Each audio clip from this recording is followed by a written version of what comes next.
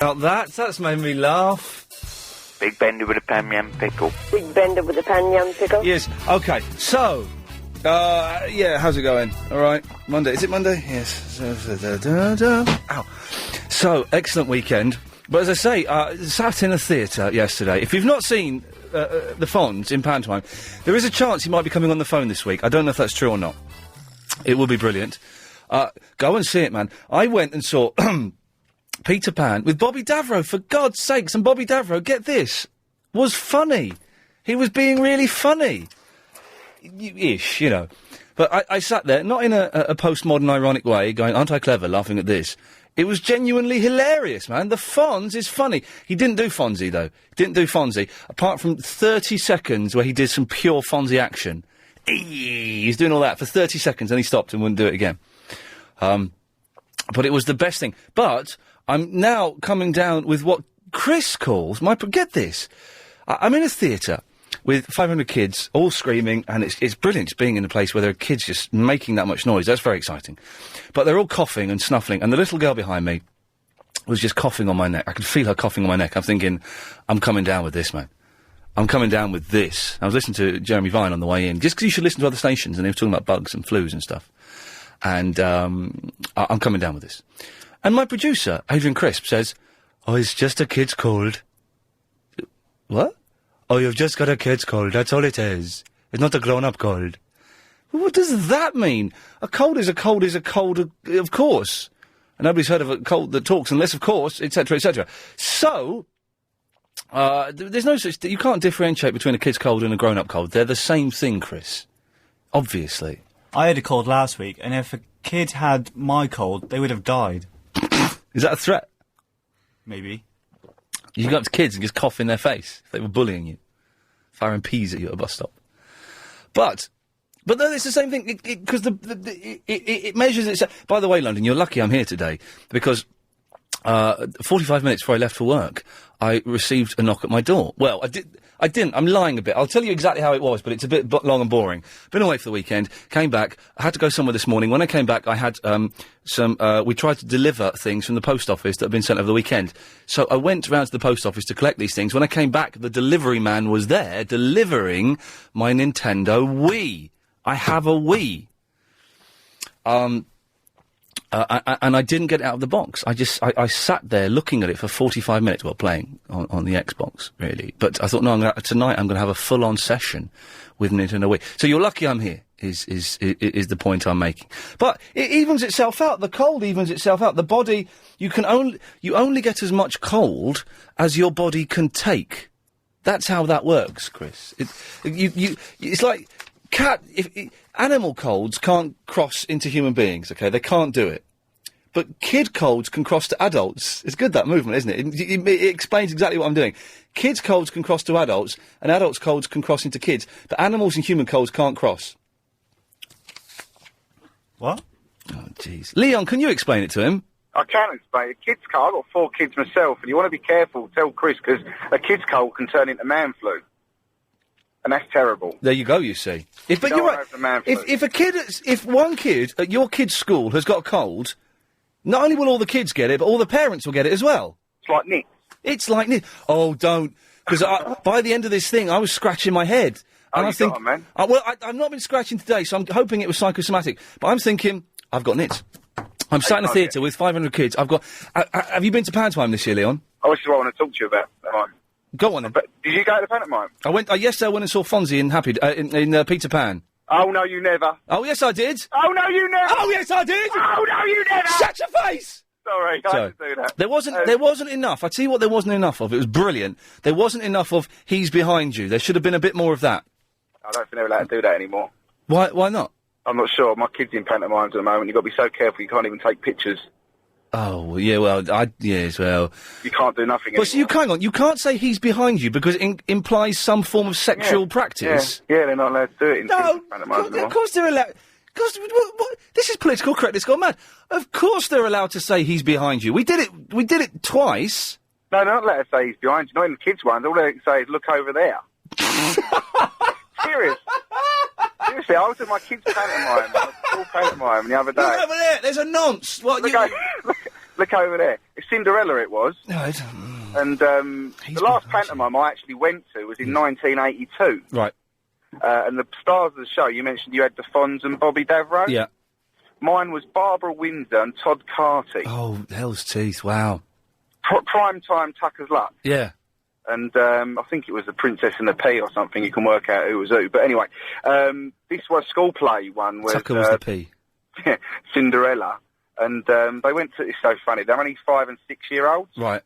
And as they went to put the shoe on Cinderella's foot, she lifted up her leg and let one go. Oh, there you go. There should be more. There should be more of that. Oh, it's that should be. So hang on, they're allowed to blow off, but they're not allowed to say he's behind you. No, he's over there. He's over there. Where? Did you get my CD I sent you? Oh, I did actually. I've not had a chance to listen to it yet. Blimey, sorry. Mega Monkeys Mega Mix on that. Oh, really? Oh, right. I will dig it out and I'll have a listen to it this week. It's been really busy the last few days. I bet it has. Listen, if I don't get to speak to you before, because I know you're going to have a busy 2 weeks, thank you very much for the last year or so. Come on now. Absolutely fantastic. Leon, God bless you. Thank you very much. He's over there? That's nonsense. No, I probably last time I went to Pantomime was probably about 82, and here we go. This is a quiz for you, Chris. We'll talk about Grizzly Adams in a minute because Chris doesn't know who Grizzly Adams is. If you want to call in and tell us who Grizzly Adams is, 0870 9090 973. Person I saw in Pantomime wasn't even a big star then, to be honest. Chris, who is Joe Brown? Helen's nodding. He wasn't even a big star then. I don't, you know. Oh, she's a. Helen's miming to him. She's helping him. Not she. Oh, he's singer. Yeah, well done. Oh, turns out you do know him, and his big hit was. Even Helen doesn't know. What famous daughter called Sam? I'm Henry the Eighth. I am Henry the Eighth. I am. I've been married to the widow next door. She's been married 7 times before now. Everyone was an Henry. She wouldn't have a Willie or a Sam. I'm a eighth old man named Henry. So Henry the Eighth. I am. Oi, oi. Do you know that one? Nah. It's a good song. Good song. Can we get that? We've got musical guests coming in next week. We've got Igor and we have Eduardo coming in. I want them both to play that song. Oh, next Friday's show, we shouldn't really be throwing forward that much. Next Friday's show is looking to be a blinder. It's going to be a blinder. Bam! Debbie's in the West Wickham. Hi, Ian. How are you this afternoon? I got sent some Christmas cards today from listeners. I asked not to be sent, but some were sent, including one listener whose name escapes me. Her card's downstairs, who's sent me a little a little piece of paper that says I'm allowed to claim from her one sexual. Ah, yes, I gave my husband a checkbook of those last year. And where does he cash them? Up in the bedroom, but never mind. Oh, okay, but definitely at the Bank of Derby, is it? Yes. Good girl. Good girl. Well, this woman's handing them out willy-nilly to strangers. Well, that's a bit bizarre, and I think you might have legal issues with that, especially if she's married. No, it's legally binding. I had it checked by my solicitor. He said, no, you can go and claim that whenever you want. It's yours. Are you lucky boy, then? Well, she could be a munter. This is the thing. She included no photograph. And I wouldn't want to do that either. Ah. That would be inappropriate. Anyway, Debbie, what can I do for you? Well, I wanted to talk to you about the wheat. I'm sure you pre-ordered yours and all of that stuff. Tried to pre-order them, and I can't find one anywhere. You can have mine. I can have yours. How much for? £700. Yeah, well, I can get one off of eBay for that sort of money. How much are they on eBay? Because a part of me is thinking, do you know what? I might put it on there, get it after Christmas. I think the average have a look, is Chris. about £6.50. £6.50 at the weekend. That's what I looked at. It only cost me £1.80. I know. Have a look, Chris. Have a look on the eBay Nintendo Wii, because it could be going up there tonight. Back to the Bank of Derby. Yes. So, no, I was just wondering if any of your listeners out there knew where there were any for sale apart from eBay. The normal price of £1.80. Oh, hang on a minute. There's one going in 1 minute. Yeah. That's £381. No, I haven't got that kind of money. Well, there are some more coming out this week, aren't there?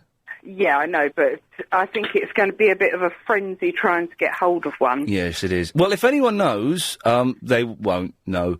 You just that they do these things with these consoles. They'll be out. The thing is, they'll be out after Christmas. And I know it's not Christmas, but mate, how old are your kids? How old are they? They're 13 and 18. Ah, well, you know, it's tough, isn't it? So tell them life's hard, isn't it? Yeah, but you can't tell someone who's got special needs, you can't get hold of one. Well, yes, you can. You try it, Ian. Come round my house. No, you can tell someone who's got special needs you can't get hold of one. You just have to explain it a little bit better. Yeah, try it. Okay, anyway. well, put him on the phone, I'll do it. What's your problem? You can't bring that one into the mix. Travel news now. I have no idea who, so let me guess. Don't tell me. Don't tell me. Is it Amanda? No. Sorry. Is that who? Hang on. It's the Joyce. Oh, it's the Joy. Alan Joyce. Sorry, but you sounded Butch for the first time in your life. Really? Away you go, sir. Thank you very much. Right, we've got delays building up around Regent's Park. Now, okay, this is written really badly, so I have to fill in a lot of blanks. Okay. But it's an excellent cause that I'm about to try and read out. You can raise money for the National Missing Persons Helpline and help people like Ryan Harrison find his missing mother. All you've got to do, just use your old mobile phone. Very simple. For every phone donated, the National Missing Persons Helpline will receive £5. Full details of how you can donate your old phone are on our website, lbc.co.uk. You can act today and make a difference. The LBC 97.3 mobile phone campaign with ITV London tonight. Metro O2, the Mayor of London, phone back. Now, here's details of this week's appeal. So, just have a listen. You may not know anything about it, but you might do. That's the thing with these things, you never know.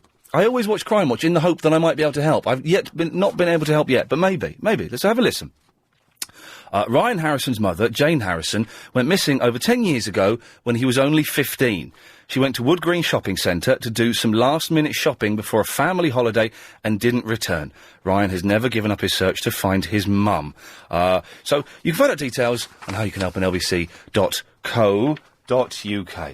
There we go. Now, if you want to give us a call, by the way, we're looking at the Nintendo Wii's on Amazon, eBay. They're only about 300 quid, so I'm not going to sell mine. I didn't get the special needs thing. Well, that was brought in at the end there. I don't know. Anyway, 0870 9090 973 is the phone number. We've not really talked about much, have we? Have we introduced anything? Fonzie? Colds? Oh, yes, Warren. Who's Grizzly Adams? I don't know. Oh, shut up. You shut up. You shut up. Be quiet with you. Grizzly Adams? You don't know who right, okay. Who's Grizzly Adams? But you talk about a lot of things that I don't like, so how would I know that? Because you talk about things that are a bit strange sometimes, and I don't really, I'm not into stuff you're into. Monday, Tuesday, happy days. Xbox 360. Oh, you love it. I was on the Rainbow Six today. Come on. I know Flight Simulator, Microsoft Flight Simulator. Okay, yes. Anyway, is there a point to this? Yeah, I'm a bit concerned, mate, because you got tinny ears. No. You mentioned tinny ears. No. Yeah, you said tinny ears. Right, at the beginning. Right, all I said was that my ears, the headphones sounded tinny. That has been rectified by a quick flick of the treble. Treble is tinny. There we go. So that's that problem sorted out. 0870 9090 973. The phones are going wild on the Grizzly Adams hotline. I was talking to Chris. Chris and I, let's set the scene. Chris and I are both growing our hair. We've decided. I decided first because I'm older and cooler. And Chris, can you believe? On Thursday, or maybe it was Wednesday, Chris and I were having an argument about whose hair would grow the fastest. I said, yeah, I bet my hair grows faster than yours. We actually had a row about that. Isn't that insane? I said, yes, I'm not doing any filming for a while, so I'm going to grow my hair and I'm going to grow a beard. And I'm going to look like Grizzly Adams. Peter, who is Grizzly Adams? I think he was, was he a bear? He was a bear, yeah? What? Was it a bear? No. He wasn't? Oh, sweet. All right, mate. Nice. Bye. Bye, mate. That's embarrassing for everyone. We just got out of that call. Both of us backtracked from that call as quickly as possible because that guy did not have a clue what he was talking about. It was embarrassing for everyone. If you do know the answer, no prize. No, we're not giving away a wee. No, not today. 08709090973. Hey, you can email as well. Don't forget to email your blogs. iain@lbc.co.uk. And I do enjoy, for some reason, when John Holmes is on, I always get a lot of emails to John Holmes saying you're better than Iain. I genuinely do. I don't know why they come to me, but they do. So thanks for that, you bloody turncoats. Steve's in the Holborn. Hey, how's it going, Iain? Yeah, it's all right. I've got a headache and I'm a slightly sore throat, but you know what? I'm fine, man. I'm fine. Yeah, that headache and sore throat came from that kid that was coughing behind you. Didn't it just? Yeah. Well, this is it. This is what I've been up for, because when this kid was coughing behind you, why didn't you get up and move? Because I had a seat in a theatre. Yeah, you've been to the theatre, Steve? I have, yeah. Well, you know then, you can't just get up and move. Were there no spare seats at the back or anywhere else? It was sold out. It was Fonzie and Bobby Davro on stage together. I would have got up and moved, and I would have sat in down the staircase or something. Honestly, was it a constant cough this kid was doing? You can't sit on a staircase. It's a fire hazard. Well, I'll tell you what, Iain. What it is, right? If I'm on public transport, bus, tube, train, whatever. Yes. If someone's coughing behind me, or even sneezes, or even clears their throat, the first thing I do is get up and move, because these people are disgusting. They have no respect for their fellow commuters or whatever. And as far as I'm concerned, I don't care if it offends them, because I've got up and I've moved on the bus quite a few times. And they've looked at me like, why are you moving? I'm not contagious, when really they are. Do you drink Diamond White out of a brown paper bag? Because I think I've seen you if you do that. Well, it's about self-preservation, though, isn't it? Do you know what I mean? It doesn't matter if it's man, woman, dog, child. If someone's coughing, you move, and you have to look after yourself, because now you've got a headache, and now you've got a cold. Do you know what I mean? Stephen, calm down. I was in a theatre with 500 kids. They were all coughing and sneezing and shouting and spitting and probably wetting themselves at certain points. There was no escape from it. I would have gone in there. I would have gone in there with a mask at least, and some sort of dust mask. I don't know, but some sort of. Why didn't I think? But you can't just sit there. But the thing my problem is that when I get up and move, yes, Stephen, people look at me like I'm mad. They look at me like, wait, yeah. Why would they look at you like you're mad? Well, I have no idea, Ian, because the thing is that they're the ones that are filthy. All they've got to do is hold it in, because sometimes you can hold in sneeze if you make an effort. Listen, I'm not having a go at this kid that was behind me, but a 6-year-old cannot hold a coffin for 2.5 hours, especially not if there's a body in it. No, I would have honestly, self-preservation. I would have gone and sat on a staircase, honestly, because that's. Right. Was this before or after you would have smashed off someone's wing mirror? Do you know what? This will probably be before. And because I would have caught the code, that would give me a further reason to insane. Not these mirrors of ignorant people who don't care for other road users and leave the mirrors out. Steve, man, listen. We know you're very angry and you're very upset. Well, do you know why? We nearly got to the bottom of it the other day. It's to do with a partner, isn't it, or something? It's your fault, Ian. It's your fault. What have I done? I didn't want you sacked me. You sacked me as your show quality correspondent, right? You didn't even give me any notice or whatsoever, and you expect me just to take it with a smile. I'm sorry, I can't do that. Do you know what I mean? If I'm upset, I'm upset. You never called in. You didn't ask. What do you mean I didn't ask? If you're a correspondent, you're supposed to call in. Isn't that right, Nick? He's right. I was wondering what's going on with this guy. He's getting a bit hyper about kids sneezing on buses. Self-preservation is going on like it's a nuclear holocaust. Well, look, Ian's got a headache and he's got a sore throat now. He didn't have that before his kids started coughing everywhere. So the thing is, and that's just the kids one. There's there's adults out there that don't know what common courtesy is, which is called putting their hands over their mouth or trying to hold in the sneeze. If you're an adult, holding your sneeze, you don't have to come out with the loud sneeze. You can do a little muffled. No, I totally agree. Cover your mouth if you're sneezing and show a bit of respect. But goddamn, you're getting excited. No, it's not getting excited. It's all about looking after yourself, and this fair dues. The kid is a kid. He hasn't learnt yet. But there's nothing wrong in moving or going to or if there's a spare seat available, you move, or you sit on a staircase, so you move elsewhere. But you don't just sit there and take people coughing, especially when you can feel the draft in the back of your neck or the back of your. That's disgusting. Yeah, but you could always just turn around and say to them, "Look, cover your mouth, show a bit of respect." Yeah, you can do it. Educate the people in the ways of their errors, and instead of getting up and moving away, leaving that problem there for someone else to deal with. Error of their ways. Yeah, Nick, you're absolutely right. You could always turn around and say, look, do you mind putting your hand over your mouth? But if you've honestly got to ask someone that, I don't honestly want to be stuck behind someone who hasn't got any courtesy whatsoever.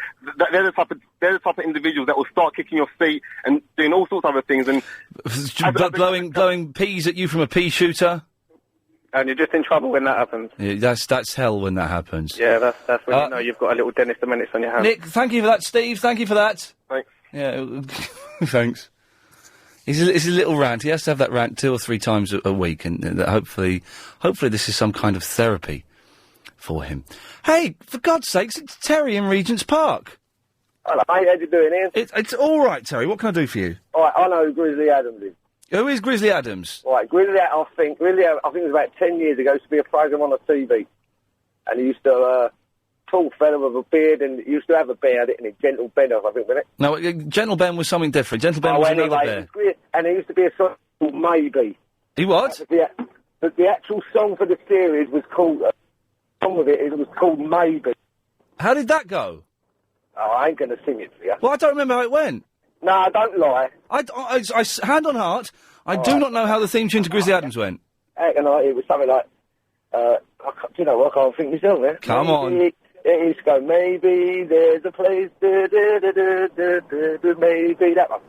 No, do you know what, I think you're singing something different. No, that was it, I'll tell you, Ian. Well, I'll bet again, I don't know. Are you sure? Because it sounds like that you're singing, Yeah, that was it. But this is what it sounds like you're singing. But not quite as rocky as this, but... they do come in eventually, I promise. Oh, look out, here they come. In a minute. Oh, Jesus. I think you know what it is anyway. Here it is, hang on. Yeah.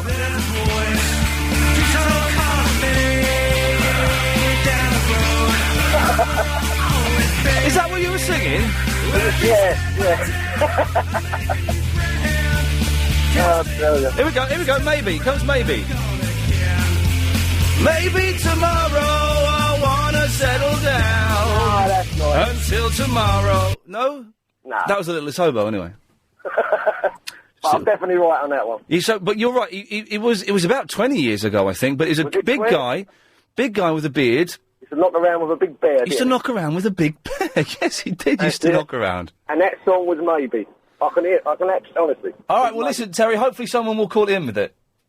Thank you, sir. He can't stop laughing. That fella. Have you ever had laughing gas, Helen? Does it exist? Laughing gas that makes you laugh? Because it would go. What's wrong with a little bit of laughing gas? I've had knockout gas, obviously. In the old days, when I used to go to the dentist years ago, they can't do it now, and they put a mask over your face and knock you out. Can't do that now, because like people died and stuff. But does laughing gas actually exist, where you put it over your face and you can't stop laughing? If so, why isn't it free? And where the hell can we get some? Can we get some on the eBay? Everything goes back to the eBay, doesn't it? It's kind of like it's like the Jesus of the 21st century. Anyway, 0870 90 90 973 is the phone number. So, we know that Grizzly Adams is a big guy with a beard who knocks around with a bear, about 20 years ago, but we don't know what the theme tune was. 0870 90 90 973. You speak to Martin in Leighton Buzzard after the latest LBC News. Ask Chris, do you know who Grizzly Adams is now? No. Is it anything to do with Yogi Bear? We need the definitive. I don't really remember why he was living in the woods, why he was with a bear. I don't know what that was all about. If anyone knows the backstory to Grizzly Adams, then, give us a call and stuff, innit? As I promised, London, he's here. It's Martin in Leighton Buzzard. I thought Grizzly Adams was a posh spice in a nude. OK, there you go. Well done, thank you. It's almost a joke, London. It is. All I remember about Grizzly Adams, the guy that played him was Michael Landon's best mate in Little House on the Prairie. Oh, yes, now that rings a bell. I can't remember. He was always going off to Mankato to get something. But what was he doing in the woods on his own? But he always used to speak in a very soft, imbecilic voice. Like, Charles. You're right, Martin. Well, that's how he used to talk. Oh, right, well, you're doing an impression of him. Sorry, I thought you'd had a stroke. I don't know what happened there. No, he was very gentle, and he just spoke in one-syllable sentences, like, bear, sky, lovely, I don't remember that much about it. I just remember watching it. And, you're getting the song confused because that that's from The Littlest Hobo. That's The Littlest Hobo, yeah, but that's what the other guy was singing before the... but... So how did the song go for Grizzly? God. And the bear, it was... Because Gentle Ben... Do you remember Gentle Ben? Where it's a kid, like a 9-year-old kid, and his best mate is a grizzly bear. Now, I don't know much about parenting, Martin. I've never had a child. But... I've got 6. Well, I would not let any child I know hang out with a grizzly. That can't be safe, because those things, they turn... That kid gets his face ripped off. Yeah, but it's Hollywood, mate. Oh, right, yes. You can hang out with snakes and spiders. Nothing will happen to you. I think they shot Gentle Ben in the end. Didn't they put a bullet through its head? No, I think so, yeah. Yes. Electric chair. Yes, hopefully. Yes. Well, Martin, thank you for that, I think. Okay, then. Bye-bye. Bye-bye. Oh, he sounds so optimistic at the end of his phone calls, doesn't he? Always sounds like he's, well, no worries, always good to help. There we go. Don't forget this. I guess we need to speak to Stephen Murdoch, Chris, to find out what time he's coming in. I'd imagine this time next week, about 3:30 next Monday. Stephen Murdoch from ISO Solutions. He's our computer and gadget expert. If you've not heard him before, he's excellent. He's helped me with a couple of problems with my hard drive. I had a problem formatting a drive, and I needed to delete some stuff very quickly and permanently. He helped me with all of that, and he's great. But he's going to be in next week talking about the problems you may have with your computer over the Christmas and the New Year, and also the must-have gadgets that any loving parent would get, including Nintendo Wiis. If you couldn't get one, you don't love your kids. It's as simple as that. I managed to get one. I haven't got kids, so you should have been able to get one. He'll be in next Monday, so that would be... fun is probably the wrong word. David. Oh. Hello, David. How you doing? All right. Correct. Listen, how's the old Wii? Yes. Is it good? I've not had a go yet. You wave your arms about, don't you? I know that, isn't it? Yes, that's Listen, you know the Grizzly Adams? He's lived in a forest. Yes. And he lived with the bears. Yes. And he was Canadian, I think. Right. And he's yeah. And he used to catch bears. He used to... Did he? Yeah.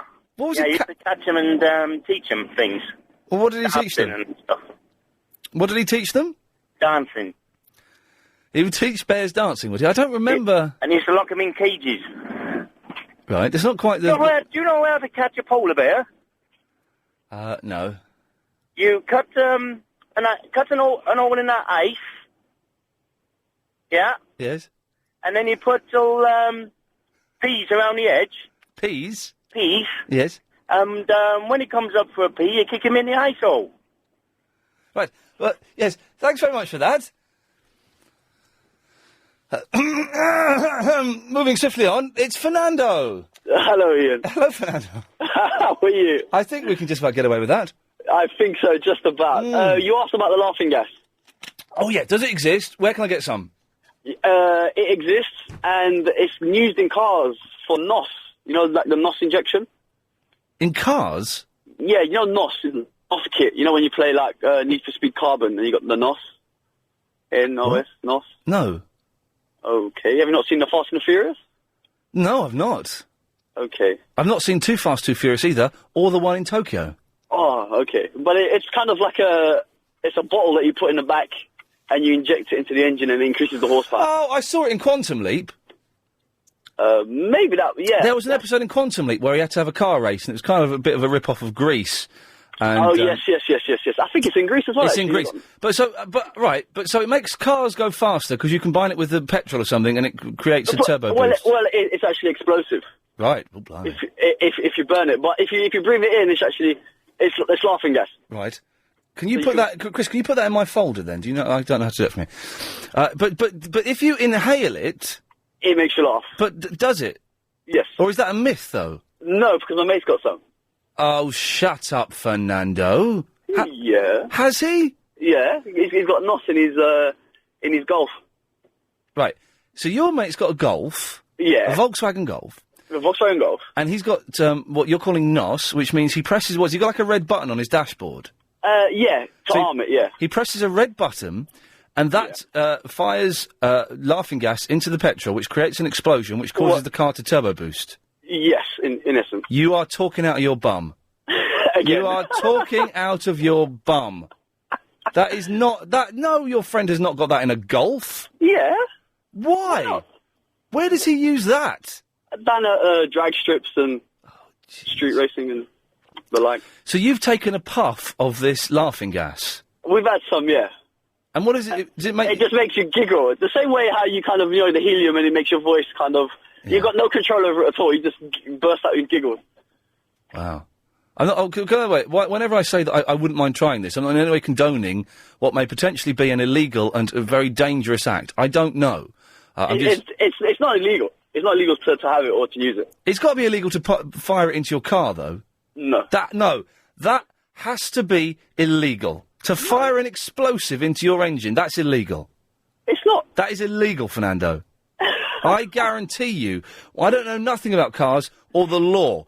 I know that what you've just told me is illegal. Okay. Check it up on eBay, Google it. Okay, Fernando, listen, I can't be bothered. This is why I do this show. This show is Google for me. Yeah, James O'Brien can use that as a trailer if he wants.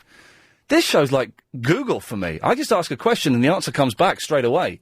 You can have that. Give that to O'Brien. That's illegal. That's nonsense, isn't it? You fire an explosive into your, oh, hang on a second. We'll do that in a minute. Declan! Hello, Ian. Hello, Declan. How are you? Do you know what? I'm really good. Yeah. Yeah. You're sounding good. Grizzly Adams. Yeah. I know why he was up in the mountains. Go on, then. Yeah. When he lived in town, he was falsely accused of murder. Oh, no. So he had to do a runner. Like, David Carradine in Kung Fu? Well, something like that, but without the high kicks. But so he did... There wasn't that much Kung Fu in Kung Fu, actually, was there? No, it's a bit silly, really. It was a little bit silly. Oh, do you remember, in the 70s, every sketch show in the 70s had a, grasshopper kind of sketch. Yeah. Oh, grasshopper! Wise man walk with bare foot, tread on pointed needle, he go, It was that. Mr. Miyagi. I've written a sketch for Little and Large, 30 years too late. So Grizzly Adams had murdered someone. Well, he was falsely accused. He didn't actually murder him, but he was accused of it. Right, but they couldn't, but no one could go and find him. Well, they couldn't find him up in the mountains, yeah.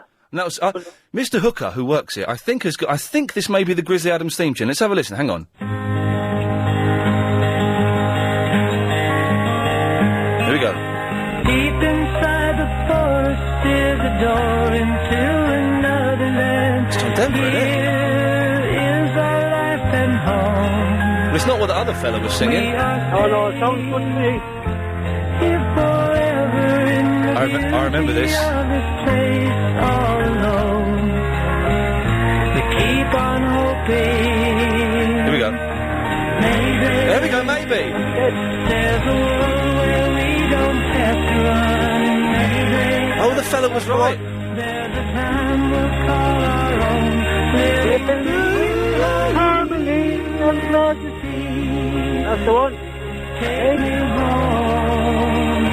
Country roads, take me home to the place I belong. Come on, Declan. West Virginia. Man, Mama. Come on, Tim. Take home. Country roads. Thank you, Ian. Thank you, Declan. Well done there. That was a lot of fun, wasn't it? We had a John Denver medley. And, Tim. Hello, Ian. Hello, Tim. That was fun, wasn't it? Uh-huh. A lot of singing. There's going to be a lot of singing over the next 2 weeks. Okay. Oh, hang on a second. Yeah, Terry, you're back, are you? Hey, mate, I thought I was right, didn't I? Yeah, I apologise thinking you were a fruitcake. Good lad. Hey, you know what? Oh, you know what, Ian? What? You know what? Believe it or not, I think I've got it up in my loft. That single. Well, go up there and have a look for it. No. Don't come back down. Yes, Tim. Hello. Yeah, laughing gas. Yes. Yeah, I can kill you. Christ. As well, because I saw an episode of Diagnosis Murder. Oh, this is the best show we've ever done. Every box is being ticked. I love it. Wow, what happened? Yeah, there was this doctor dude that was in his office and Yes. he just filling out some forms, but then he started to laugh. Yeah. And then he started to have a heart attack after a while. So hang on. The laughing gas didn't necessarily. He wasn't poisoned by the laughing gas, but he had a weak heart and a heart attack was induced. Yeah. But he was a doctor dude, yeah? Yeah. Nice. And what happened? Well, he died. Yeah? And what, did Dick Van Dyke find out who did it? Yeah, because they found how they put the vent sort of thing. Yeah. Had to be the janitor. Was it? No. Oh. No, the doctor? Yeah. Yeah, I thought so. Tim, there we go. Thank you for that. So we're getting closer on the hunt for laughing gas. Fernando's mate's got it in the back of his car and he uses it to turbo boost. And Dick Van Dyke solved a murder that was based around it. Alex is in the Romford. Hello. Hello, Alex. Hi, mate. How you doing? Are you all right? All right. Good, good. This laughing gas, Lark. Yes. It is nitrous oxide for your car system. Nitrous oxide. Yes, that's what it is. But what do you mean for your car system? Well, it makes you give an extra boost to your car power. I can't believe that's legal. It is legal. Yeah, you can use it. It's straight legal. But to fire an explosive into your engine? Yeah, basically, that's what it does. Yeah, it gives about an extra 100 horsepower out for your car system. Yeah, it depends on how much. Who's that banging away in the background? I'm in my own car driving along at the moment. Well, who's that with you? A mechanic of mine. A mechanic of yours? Yeah. What's the mechanic doing in the car with you? We're looking at her knocking on my car, and I can't figure what it is. That's all it was. Have you looked in the boot? No. Could be someone in there. No, we looked at that. We turned the radio up as well to cover over the noises as well, and that doesn't work. Oh, blimey, well, you better get it sorted. Yeah, I know. Okay, Alex, yes. That's what it is, nitrous oxide, mate. Good lad, thank you. I do hope we're not in any way encouraging... I don't think this is legal. If anyone knows, 0870 90 90 973. Time now to get the latest LBC 97.3 travel news. Here's Alan Joyce. And Gloucester Gate and Avenue Gate. Let's quickly do these. This is for Dave. Hang on. Chilling blinds? Oh. Flange. And let's just have one more for luck. I've knocked about a time. I've knocked about a time. I've knocked about a time. I've knocked about a time. That's nice, isn't it? Wendy. Oh, hello, Ian. Hello, Wendy. I just phoned in to say that the chap that phoned up and said that Little House on the Prairie bloke was in the Grizzly Adams. He wasn't. It was Dan Haggerty. Who was Dan Haggerty? An actor. Oh, right, that narrows it down a bit. So he wasn't in Little House on the Prairie? No, he wasn't. Because I love Little House on the Prairie. Oh, no. Never. All I remember in Little House on the Prairie is there was a blind girl and they painted her house pink or something and she couldn't see it and they're all going, oh, it looks really nice, but it looked awful. Do you remember that bit? No, I don't. That's the only bit I remember from it. I don't remember that bit. Don't tell me it didn't happen. There was a blind girl called Mary. That would have been her. They painted her house pink and it looked ridiculous and they're all going, oh, it looks really nice, but it didn't. I can't remember that. A Little House on the Prairie was all right. It was a little bit too Christian for my liking. Oh, it was lovely. Well, There's not enough nice things like that on the television anymore. I was more of a Waltons. Oh, I love the Waltons as well. Oh, God, listen to you, Wendy. You really do yearn for the old days when things were nice. I do, but I didn't watch Grizzly Adams. I thought it was awful. Why? It was just too soppy. I do remember watching it as a kid and crying. Now, someone's just emailed in and said that the bear was called Ben, which would mean that Gentle Ben probably was... But then Grizzly Adams was, like, set in the 1800s and Gentle Ben was set on a hovercraft, so... Right, don't know about Gentle Ben. I think the bear was called Ben. Grizzly Adams was based on a true character. No, he was not. So was Little House on the Prairie. No, they were not. Yes, they were. No! I'm sorry, but you're wrong. You are so wrong on this. No one has ever been as nice as the people in Little House on the Prairie, and no one has ever lived in the woods called Grizzly Adams. Based on the Laura Ingalls Wilder, who wrote the book. Yeah. Who wrote the book? Yes, the book. The book. The TV series was based on the book. Yes, it was based on a book, yes. Not on a real life, though. On her real life experience. On a book, that she'd written, a book. Although there is a documentary called The Grizzly Bear Man or something, and I've not seen this. Have you seen this, Helen? This apparently it's brilliant. This guy, this is a real documentary. This guy lived in, like, the Canadian woods or something, and he trained bears, and he would, like, hang out with bears and stuff, these big grizzly bears, and then right at the end of the documentary, he gets mauled to death by one of these bears, and you don't see it. All you see is the director with the headphones on, listening to the recording of this guy getting mauled to death, going, no, we can't use this. No, this is horrible. That's all the closest you get, and apparently even that is horrific enough. I did see it, actually. You saw that documentary? Yes. Really? I saw it on the news. He's quite young, and he was filming himself at the time. The camera was there. Right. And he got eaten, yes. Blimey. Bit silly, isn't it? Dreadful. Well, dreadful business, but... You hang out with the bears, you get mauled to death. Happen, isn't it? That's gonna happen. Yeah. Wendy, thanks for that. Okay, nice to speak to you. Nice to speak to you. You're a sweet lady. But Little House on the Prairie isn't, it's not based on a true story. Neither is Grizzly Adams. Anyone knows that. Oh, I've got to tell you about my hotel after 4 o'clock. I must remember. The weirdest hotel. Not that weird, actually. Not that weird at all, but odd. A little bit odd. It was from what I've told you, Chris, about my hotel, how odd would you say it was on a scale of 1 to 10? 1 being not very odd, 10 being quite odd. 9.5. It was weird, wasn't it, actually? Very odd. Okay, I'd say like 7 and 3/8, but remind me after 4 if I haven't. It's Jonathan. I am. Hello, Jonathan. I actually read Little House on the Prairie. It's by Laura Ingalls Winters, the girl in the programme. What? And it's based on their life living with the Indians. Oh, in that case, hey, this pantomime with Fonzie was brilliant. Was it good? But they had Red Indians in it, right? And they were called Red Indians. Yeah. And they were like doing a lot of oh my tigger, my mother, she say. They were talking like that, which was a little bit borderline, and there was a little bit of homophobia in there as well. Oh, that's a shame. A few, not from the Fonz, but there was a few. When I say homophobia, I mean there were a few old-fashioned gay jokes. Gay remarks, right? Yeah. And I thought, it sat slightly uncomfortably with me. Do you know what I mean? That's a good one, isn't it? Yeah, it's all right. They could have used that. It just, hello, Camp Sailor. Hello, gee, I say. It's like that. You should be talking about homophobia, because I was at a gay party in New York when the guy said, we've got some nitrous oxide. And I said, no, what's that then? And he said, it's laughing gas. So I didn't partake of anything like that, because I've never touched anything like that in my life. So the gays like nitrous oxide, do they? Well, everyone was sniffing it, and when I came and at it, and everyone was laughing. You sure it was nitrous oxide, not something else? It was laughing gas. You can buy it at head shops in New York.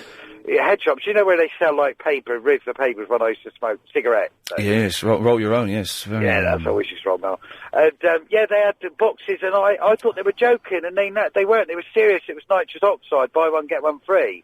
Other people have emailed in, I don't know their names, I can't be bothered to find out, saying that there is a goth club in Camden or something that sells nitrous oxide, and you can buy also balloons full of nitrous oxide to have a little hit on.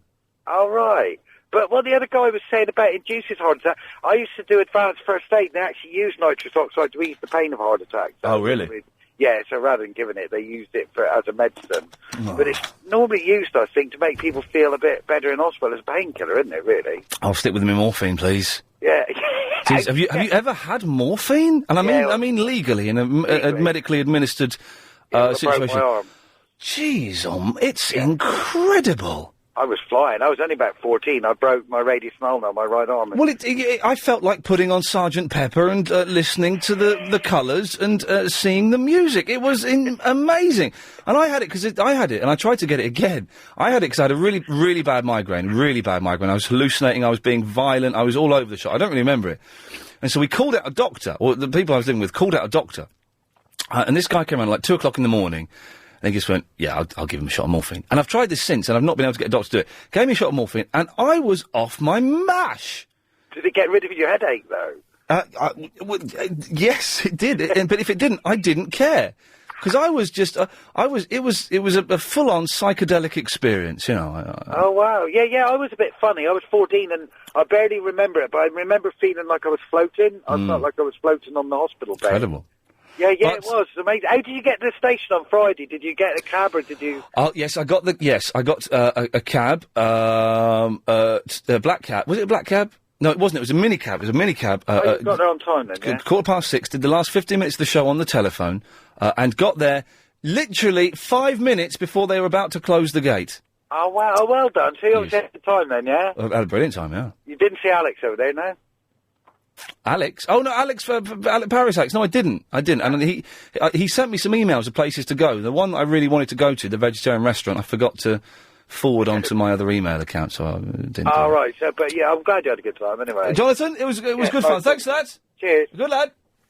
Now, for the first time as a matter... We're rattling through this. We'll have a recap after 4, because we've actually done a lot of stuff. And most of it wasn't meant to be in the show, so I don't quite know what's happened. Steve is in Dorking. Hello, Ian. How are you? Yes. Yes. Yes. Okay, on the net, the Internet Movie Database, imdb.com. Yes. So whenever you got a question about a TV show or anything, or an actor, what they were in and what they've done, that's the place where you'll get your answer. Well, yeah. Or I can just come... Thing is, if I did that, Steve, I wouldn't have a radio show. Well, no, then you could spend all the time talking and not have all these strange people phoning up telling you lies. Oh, that would make sense, wouldn't it? There you go. And then also you could qualify what they were saying, whether it was true or not, and expose them. Who's that in the car with you? Oh, that's my daughter. She's just passed the Part 1 test. Part 1? Yeah, Part 1 of her driving test. Oh, all right. Well, tell her to shut up. All right, can you shut up? She's not shut. No, she's just a bit excited. Well, can I have a word? Part 1 driving test. Can I have a word with her? Hang on a second. No, I just 55. Oh, actually, no, she won't talk to you. No, I don't care. Put the phone up to her ear. I will talk to her. Hang on a second. Hello, Steve's daughter. Hello. Yeah, so you passed your Part 1. That's the written bit, is it? Yeah. That's the easy bit. No, it's hard. The driving bit's much harder. Yeah. Do you reckon you're going to pass it? Yeah, hopefully. What do you have to do in the written bit? Because when I was, Wait, hold on, Mum. Yeah, huh? Are you talking to your mum? Yeah, on the phone. Oh, Doesn't matter. no, it doesn't matter at all, because it's only mum. she'll be around forever. So what do you have to do in the written part of the exam? You have to answer some multiple choice questions, Right. and then you got to do a hazard perception test. You got to watch car videos, and then every single time you see a hazard, you got to press the mouse. You just press a mouse. Yeah. Jeez. And how old are you? Because you don't sound old enough to drive. Oh, I'm 18. No, you're not. I am. You sound about 12. I don't sound like I'm 12. You sound like a 12-year-old. I don't believe it. You've upset her now. Oh, God. Have I said... I'm going to have to ban you, Ian. Is that the worst thing you can say to her? I'm going to have to ban you from phoning my phone now. Oh, Steve, how will I survive? Steve, listen, thanks very much for that. Internet Movie Database. Good lad. Well done to your daughter. You take care. Bye-bye. She was not 18 years old. Chris, how old did you think that girl was? 17. Oh, okay. You're younger than me, though, so you're closer to that age bracket. You know what the kids... Well, yeah, what age can you do your driving test? Is it 18 or is it 17? Because I'm sure I learnt when I was 17. 17, It is 17, isn't it? Yeah. They didn't put it up, because there was talk of putting it up to 18. I'm sure I did mine when I was 17. Bernie, can you... 18 or 17? 17. Still? Well, as far as I know, I've done my test 40 years ago. Genius. And all you had to do then was sit on the back of a horse and face the right way. That was it. Here's your licence. Yeah, thanks a lot. You've got a great way of dealing with the oldies. Well, that's a young person and an old person I've offended. I've just got to keep it balanced. Right, what can I do for you, Bernie? That's what we love about you, because you offend everyone. Good lad. I tick every box. Right, NO2. Yes. Right, NO2 is an inert gas, and what they do is the boy racers use it. Are you the mechanic, Bernie, that swore last time you were on the air? I am, and I sincerely apologise. I'm getting my dump button ready. I remember you. I'm getting the button ready. I learnt my lesson. I have to bow down and bow to my betters. Well done. Good lad. You've got 40 seconds, you potty-mouth rude man. Tell us about the gas. NO2 is an inert gas which they use to pump into the induction manifold of a car. What it does is cause and create thermal combustion to be able to ignite the fuel even better, so therefore you can get an increase between 40 and maybe even 105% in brake horsepower. Is it legal? No, it's not. Well, there you go. All these kids phoning up saying it's legal to put it in the back of a Volkswagen Golf. No, it's not. And also NO2 is used by dentists, and that's where I generally get mine from. Bernie, one quick question. Can you get me some? If you want, yeah. Good lad, I'll speak to you during the news.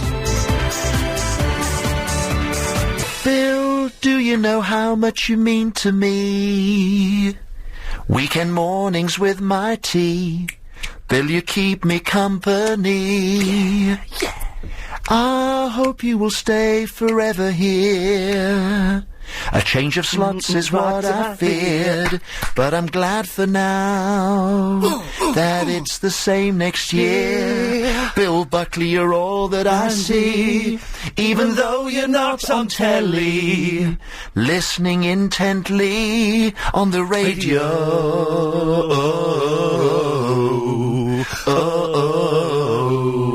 LBC. Good song, that, isn't it? We'll be singing. That's what we're going to be singing on the last day next week. We're all going to learn this. We'll keep playing this. I tell you what we'll do. We'll keep playing that song throughout the show. I'll give you a little warning when we're going to do it. Chris? I'll put the lyrics on the website. We'll put the lyrics on the website. Next Friday, we're going to have a sing-along to Bill Buckley. Let's see if we can get the man on the phone himself next Friday, God damn it. Let's do it! Why not? But that's next week. So, was in Paris at the weekend, right? And it was great. But it was weird. Went to this hotel. Now, we booked this hotel on the internet, as you do, and then read the reviews afterwards, and it all said, well, it's not very nice. It's very small rooms. The guy's a bit weird, and it's all a bit weird. So we checked in, and the guy that we'd read about was there. He was very nice. He was very, very nice. The hotel was very nice. It was perfectly placed. It was where was it wasn't in Concord. It was near the Trocadero. So you're like a 10-minute walk from Eiffel Tower. You're 10 minutes the other way to what do they call it? Arc de Triomphe. And so we checked in. We got in about 12 o'clock to the hotel, midnight. Oh, Belching, excuse me. Checked in. And the guy says, OK, this is your key, your room's over there. I'm in the lobby. I said, what? Room's through that door there. I said, what? And up the stairs or something? He said, no, that's your room. My room was in the lobby. It was in the lobby. Can you believe this? You opened a door, you were in my room. You came out through the door, you were in the lobby. There was one door next to it. I was room 1, there was room 2 next to it, and that was it. And then everything else was up the stairs. I was my bed, the head of my bed, was as close, this doesn't really work for you on the radio, but tough, as close to me as Helen is now. You're the lobby, I'm my bed. That's it. Incredible. You're the desk where the guy is. It's like 10 feet, 12 feet away from the desk. And you went in the room, and the room was tiny, but we knew it was going to be tiny, so that was fine. But you had room for the bed, and then, maybe 3 foot on the side of it. And then you had a bathroom, and the shower, it was done quite nicely, but the shower door didn't meet the bottom of the shower, so the water trickled out and then came through to the room, and it got the carpet wet. But it meant that you'd be in bed, and you could hear people checking in, checking out, getting cabs. You could hear this guy on the phone chatting away and stuff. So you just wake up at 3 a.m, and hear this guy chatting. And it was just the oddest thing. I couldn't believe... is there another hotel in the world where there are 2 rooms in the lobby? And it also meant, without going into too much detail, that we had to be quiet as well. So it was supposed to be romantic weekend. There weren't no romance taking place, I tell you, because we were too worried about making noise. There was an attempt at romance, and we went... Do we get back, shall we? Yeah, all right. It was too noisy. It was too... oh, God almighty, I'm embarrassed even thinking about it. You'd open the door, you'd be... Oh, dear God. Very odd. Oh, Andrew, you wanted to ask how Paris was, did you? Yeah, I did, actually. Well, I've just... my hotel room was in the lobby. Does it smell like garlic in France? Excuse me? Does it smell like garlic in France? No, it doesn't smell like garlic in France. Okay. Does it just smell like England? It smells slightly different to England. Okay. What is France actually like? Because I've never been there. What is France actually like? It's... It's very nice. Do you know what? It's very nice, very pretty. Pretty buildings, pretty ladies, handsome gentlemen. No, big bushy... Handsome gentlemen? What? I never knew you liked men as well. No, but I can find a man attractive. Can't you, Andrew? No. Would you not say that Elvis Presley was attractive? Not really. Would you not say that Jose Mourinho is an attractive man? No, he's grey. What's wrong with being grey? I'm grey. Well, it's just not normal. What, being grey is not normal? Yeah, because you wasn't born like it, so it's not normal. Of course it's normal. No, it isn't. So, Andrew, if you had to go gay, if you had to save the world, and that includes your mother, any family you've got, to save their lives, if you had to go gay to save the world, who would you go gay with? You, of course. Okay. How would going gay save the world? Do you see what you've done there, Andrew? You've entered my trap. He was an odd gentleman, wasn't he, Chris? What possessed you to think that was going to be a good call? He wanted to ask about your Paris trip. He didn't. He wanted to be racist and homophobic. My mistake. Yes, very big mistake. Very big mistake. So I had to be really quiet in this hotel for fear of... A little bit disappointing in that respect. Nice hotel, but disappointing in that. Hey, get this, man. Someone who works here Mr. Sylvester, I'll name him. I'll name and shame him. I'll out him. Was seen prancing around the office before the show, saying, "Oh, I'm not looking forward to next year." And someone said, "Why? Why is that?" "I'm not looking forward to next year." "Why is that, Mr. Sylvester?" "It's an odd year." "What do you mean odd? Why is it odd?" "Well, it's 2007. It's an odd number." "What? Isn't it? I don't like odd numbers, and I don't like years that are odd numbers." Now, before I mock a respected member of the LBC team who I like very much and does an excellent job and blagged us free Christmas trees from John Lewis. Can't knock that. Before I knock him, let's put this out to you, London. Do you feel uncomfortable when the year ends in an odd number? Let's check, because, you know, there may be others who are as odd as Mr. Sylvester. Do you feel uncomfortable that next year is going to be 2007? Do you think that bad things happen to you if the year doesn't end with an even number? 2006, good year all round, surely. Surely everyone's done well. Is 2007 going to be a bad year just because it ends in an odd number? 0870 90 90 973. Now, if no one phones up to say, yes, I agree with that, we'll get Mr. Sylvester up here into the studio. We'll drag him up here and find out what the hell is going on in his oh-so-confused mind. Kevin, does the fact that next year is an odd number, does that scare you? No, not at all. Is it Ian? Yes, Kevin, you're on the wireless. First time. How you doing? I'm all right, mate, yes. No, don't bother me at all. Okay. I can give them monkeys, to be quite true with you. Yes, that makes sense. What can I do for you, Kevin? Laughing gas. Yes. I used to sell it. And it's fully legal. Oh, OK, I was about to say, when you say you used to sell it, what, did people send you text messages at 2 a.m. saying, "You about, Kev?" you got any, Kev? Did that... Basically, I was I don't know if you know, a hydroponic specialist. Hydroponics? That's magic mushrooms, isn't it? It's the light used for growing that sort of stuff. Oh, yeah. the lights... Oh, I see what you mean. OK, right. Let's all be very careful that we're not bordering on anything too... Yeah. dodgy-bosky. It's the lights used for growing things in intense lights things. Intense light, yeah, yes, very intense. That's better, yes. And basically, as a sideline as well, we used to sell laughing gas. And what does it do to you? It makes your head bang to begin with. After, normally you do it in balloons, what people were saying earlier, you normally take it in a balloon. Yes. Normally if you have 2, maybe 3 balloons, you might start getting the giggles. The giggles a wee bit. Otherwise it just gives you a bit of a headache. Yeah, really it does. At first, not that I would know, it's very similar as if you went away on a trip one day. Yes, I see what you're saying. Can we just say, of course, we don't in any way condone any form of naughtiness. Not saying that Kevin is connected with naughtiness, but naughtiness is bad and should not be done. Winners don't take drugs. Losers have a good time losing, but no. I think is the phrase there. Here we go. Fancy getting your hands on a pair of return tickets to Geneva? Well, you can. Listen carefully, though. Don't listen. Just listen to what I'm about to say. Don't muff this up. This is very important. Because we've teamed up with Swiss International Airlines and brand sampling events.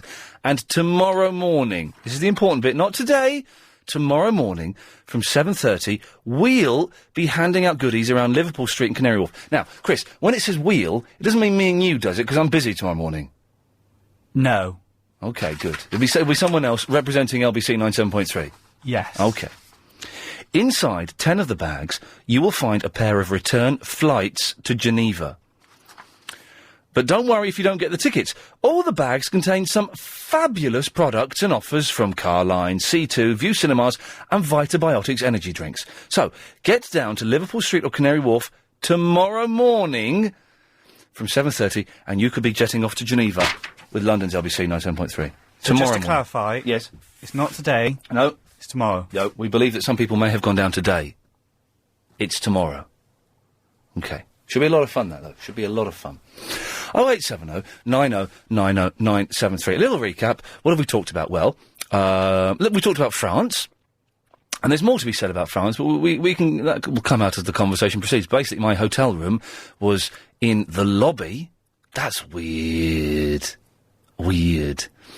We've mentioned going to see Fonzie and Bobby Davro in pantomime, being coughed on by loads of kids, and how I've now got a kid's cold, but it multiplies into an adult's cold, surely. We've talked about Grizzly Adams, and odd years. Mr. Sylvester, who works here, and who we've got a lot of time for, Mr. Sylvester, always looks smart and got us free Christmas trees. You can't argue with those two facts. Those are two facts, and they are good things. But was genuinely concerned, borderline tears, I would say, that next year is going to be an odd year. And it sits very uncomfortably with him. Do you feel the same? Do you think that you only have good years when it's an even year? 0870 90 90 973. Dave, what's your view on the odd year, even year? All right, how you doing? I'm all right, David. Good. How old is Mr. Sylvester Geezer? I would say he's about 38, 40... So you're saying to 40... me that he's spent 19 or 20 years of his life living in fear? Yes. That's horrendous. That's half of his life, 20 years, in pure fear and having a miserable year. What's all that about? Well, it's a nonsense, but I before I diss him too much, because I do like him, and this isn't a personal attack, before I diss his ideology too much, I want to know if anyone else is affected by the prospect of it being an even year, whether that, he might have a genuine reason for believing this. It's a wrong one, half your life. Stressed. Can't be having that, can you? So, Dave, you're always chilled, are you? Oh, I am now, yeah. What you say now? Why? What happened to make you chilled? Oh, I'm just enjoying my life. Be chilled. There's no point. What's the point of moaning and being feared and stressed out about everything? Wow. Just be cool. You're like the Buddha. No, I'm not the Fonz. You're correctamundo. Hey, man, the Fonzie in the pantomime was fantastic. Oh, there's Fonz in the pantomime. Oh, yes, Fonzie in the pantomime. Eh? Where was the pantomime? Huh? Where? It was Wimbledon. Wimbledon. How cool's that? Yeah, it was brilliant. It's well worth going to see. And I didn't get freebies. I paid, and I'm still picking it I'm up. not having that. Yeah. David, listen, thank you for that. There we go. He's very chilled, so that's good news for everyone concerned. Jackie, are you always chilled? Not always, Ian, no. I try to be as chilled as I can be. It's hard work sometimes, though, being chilled, isn't it? It is, yeah. It gets a bit boring. It does get a little bit boring. So I'd like to be chilled, but I thrive on stress. Stress, and I don't like it. I'd rather not have it, but I can't get things done, and I can't function properly or finish things unless I'm stressed out. Yes, and I'd rather have my wine chilled than myself chilled, to be honest. Oh, I see what you've done there. Well done. I don't drink, so I'm screwed. Anyway, Jackie, what can I do for you? I'm just calling about odd and even numbers, Ian. Yeah, go on. And I agree with you on Mr. Sylvester. Not totally about a whole year being bad, but certainly even years are better, even numbers are better. Well, okay. Well, let's start with the years. Why are even years better than odd years? Just the whole feel of it. It's much nicer to be even. The whole feel of it. Yeah, even getting up in the morning, I won't get up unless it's on an even number. My clock. The last digit has to be an even number. You're ill, aren't you? I'm not. But I mean, an extra minute in bed. This is some kind of OCD. You've got the OC disorder, haven't you? I haven't, no. It's well, no, seriously, I'm not taking Nick. It sounds like some form of obsessive compulsion. To the fact that you feel more uncomfortable when it's an odd number. And if I get up and I've got out of bed and I've looked at the clock and it's an odd number, I'll have a bad day. Bad things happen. Horrible things happen. How old are you? 41. 41? Yes. Well, so, and you're going to be 41 for part of next year? Yeah. So you've got an odd year and an odd age? Yes. So it's going to be... I can't wait till 42, yeah, that's right. It's going to be awful for you. Yes. You're probably a little bit younger than Mr. Sylvester by a couple of years. Where do you think this comes from? I don't know, to be honest. Oh. I don't know. No, don't know. All right, Jackie, listen, thank you for that. Chris, can we get Mr. Sylvester up here after the news at 4:30? I'll try. Whoa. I know he's busy doing stuff, but tell him it's important. Tell him we've got... I know what we do, get him up here. Tell him we've got a company up here that wants to pay for it to do a podcast. I'll tell him some tinsel's fallen off the Christmas tree. The Christmas... Yeah, they're excellent stuff. But tell him just after 4:30, and that he needs to come up and fix it in the studio. And also, why are there no decorations in the studio? Why, all there is a bauble that's on the table behind a monitor. That's it. There's a bauble hanging off Helen's mic. That's it. Why there should be tinsel around the LBC, tinsel around the clock. We should have a little tree here. Yes, it might be a fire hazard, but that's what makes Christmas so exciting, the prospect of potential death. Well, seeing as you're not using your Christmas decorations at home, bring them in. I haven't got any. Really? I might have a few. Bring them in. No. Please? No. Pretty please? No. John is on the Gypsy Hill. No, I'm down in Brixton now, I'm afraid. How are you, all right? Yeah. Yeah. This 2007 and that, I think some people just like too superstitious and they just read too much into things all the time, because it'd be every other year in this case, wouldn't it? Well, that's the point. Every other year would be a bad year. Do you think they're stretching it a bit? Well, that's the point that we're making, yes. Yeah. And I mean, and it seems like with numbers, I mean, I was just messing about. I mean, you sort of like 2007, if you sort of divide it by 9, you get 233. If you add them together, that equals 7. You know, you can get 7s popping up everywhere. 7s are considered lucky by most people. Anyway, aren't they? Yes, he considers, and I did hear this again, he considers them to be most unlucky.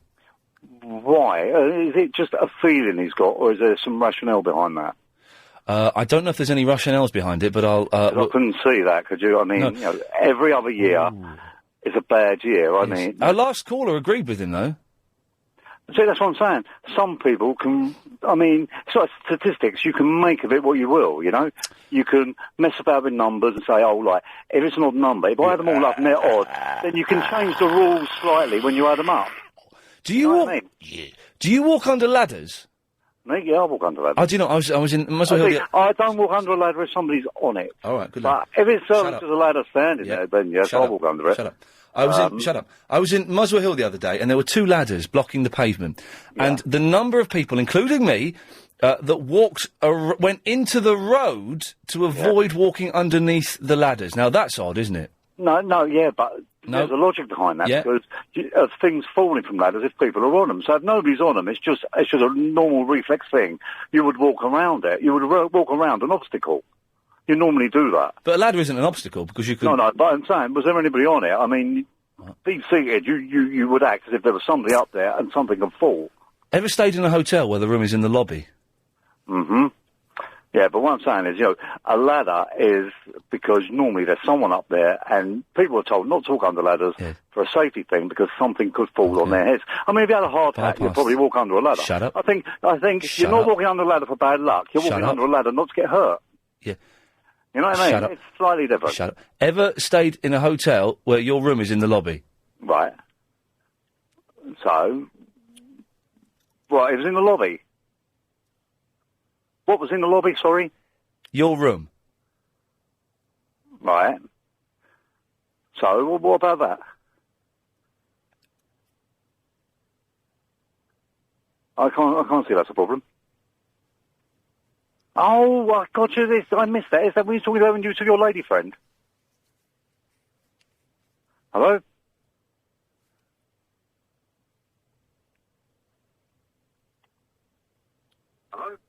Hello?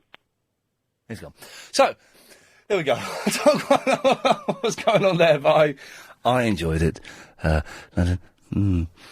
Jessica, that was fun, wasn't it? Well, it was really. I'm almost going to kind of follow on from that guy. No, I wouldn't. All right. There's no need to. Now, listen, because of that, I have to take a break. Fair enough. And then come back for 30 seconds. All right. So this call is going to be, like, split into loads of little sections. Can you dig that? Yes. Excellent. I don't want you to feel that this is in any way a snub or a slight on you. I wouldn't think that. OK, we'll start the conversation properly after this. If you've just missed that bit of it... OK, so here we have, Jessica, the awkward, slightly stumbly 30-second part of the conversation. I tell you what we could do. Could you tease up what it is you're going to talk about so that the rest of London will keep listening after 4:30 and not switch over to Danny Baker? Okay. I'm guessing that you're sort of saying that you didn't have a lot of sex in France because you got paranoid about people hearing you. Oh, blimey. And I sold a flat last year for exactly the same reason. OK, well, no, stop, stay there. Oh, it's going to get mucky after 4:30. I don't know if I can listen to this. OK, right, Jessica. Hello, Jessica. Hello. I've got Mr. Sylvester in the studio with me. Who's that? Yeah, who are you, That's indeed? showbiz. What do you... Right, he's very, very important here. He gets the free Christmas trees. Okay. And things like that. And you are in charge of Christmas decorations. Okay, well, yeah, let's have no decorations in the studio. What's that about? It's due to health and safety, unfortunately. We can't have decorations in here. Certainly nothing touching a microphone and no lights. So if we put it outside, everyone enjoys it. Okay, you sound butch on the radio. It sounded good in my ears. Really? Now, what's this nonsense? Jessica, what did you want to talk about? You wanted to talk about sex, didn't you? Yeah, but fabulous. I don't mind talking about Christmas decorations. In our office, we're not allowed to kind of Christmas up our computers for the same reason, health and safety. Yes. And we're not allowed to plug in the lights ourselves. Good, as it shouldn't be. And I think we should ban the word Christmas because it's offensive to Chris, because he's getting no presents this year. Season's greetings. Merci beaucoup. Now, we'll talk about your sex in a minute, Jessica, and what gets you going. But first of all, Paul. Yes. Years. This is true. This isn't... I overheard a conversation, but you don't like odd years... Unless it's a 5. Here we go. Because 5 is kind of like an even, odd number... But the number 7 is just a rubbish number. Right. And it just doesn't sit nicely. Yes. 2, nice, sounds nice. Yes. 4, great. Yes. 6 is great. 0, lovely round number. Right. 7... You know you're insane. You know that's the talk of ramblings of a mental person. It's a bit like when your alarm goes off at 7 o'clock in the morning, you lay there for a couple of minutes, Yes. you never get up on 7:03, do you? No. You wait for 7:04, or even better, 7:05. But 5 is an odd number, Paul. But it's kind of it's a semi-round odd number. Right. If anyone knows, right, and this is serious, and you genuinely believe this, don't you? Yeah, no, it just doesn't. 2007 doesn't look nice. This isn't you putting on an act. This is you genuinely believe this, because this is a real conversation I overheard. 2003 was rubbish as well. Right. 2001, lots of bad things happened in the world. I'm laughing at September the 11th. I'm laughing at that. That's a sackable offence. Right, if you're listening to this and you think this fella's a fruitcake, or, better still, this fella knows... this guy is saying what I've been thinking for years but haven't had the guts to say. 0870 9090 973. Steve, you just called in then. What have do you agree with Mr Sylvester, or do you think it's nonsense? I absolutely, completely agree. Oh, excellent. God, why? Go on. Well, I have the same problem, but it's more with the radio. I can't listen to a radio that's on an odd volume number. No, in the car, odd yes. frequency. Yeah, I thought that as well. No, odd volume number, absolutely. It's got to be 20 or 22. Not 20. Translate to years, yeah, of course it does. But where does this come from? You know this is an illness, don't you, Steve? It's a bit OCD, yes, possibly. All right, don't get defensive. I'm not having a go. I'm just saying you're a bit weird. We all have our little foibles, Ian, don't we? Yes, my foibles aren't quite as bizarre as that. Steve, listen, thank you very much for that. Well, there you go. It's one on your No, side. car stereos, very much. It's like the TV remote. I can never have it on 21 or 23, 22, or 20, or 24. Now, I'm trying to think. I do have things that bother me, but they're not numbers like that. I'm trying to think what makes me... Vicky, do you agree or disagree with Mr Sylvester? I agree with him, I'm afraid. All the freaks are coming out today. No, it's true. Go on. Well, what do you want me to say? Has 2006 been a good year? Is 2007 going to be a bad year just because of the numbers? Well, no, I'm actually hoping it will be opposite. But the thing about the 5 and... being a semi-round number. something like that. Jackie, what she said about with the alarm clock, though. Oh, I yes. wait for the odd numbers. Right. Oh. So you're like Bizarro Sylvester. You're the complete opposite of him. Well, yeah, but I agree with his theory. Okay, Vicky, thanks very much for that. It's a bit like, what was that guy who predicted bad things would happen in certain years? The world Nostradamus. That's the chappie. Hang on, you're saying you're like Nostradamus? No. Jeez, what is this? This guy is really high up in management. He's a fruitcake. The only good thing about 1999 was the Prince song. Frederick is in Stockwell. Hello, Frederick. Good afternoon, Ian. I look at things through car numbers. What?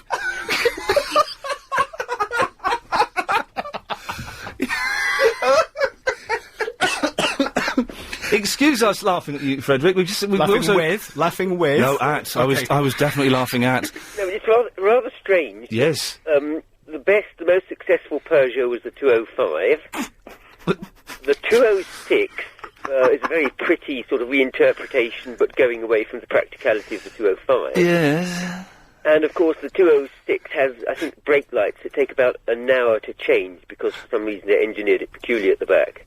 Yes. And the new one is the 207, and I've tried all three cars, but the 207 doesn't look quite right. It looks as though it's sloping chord. So hang on, what you're saying? I don't understand what you're saying.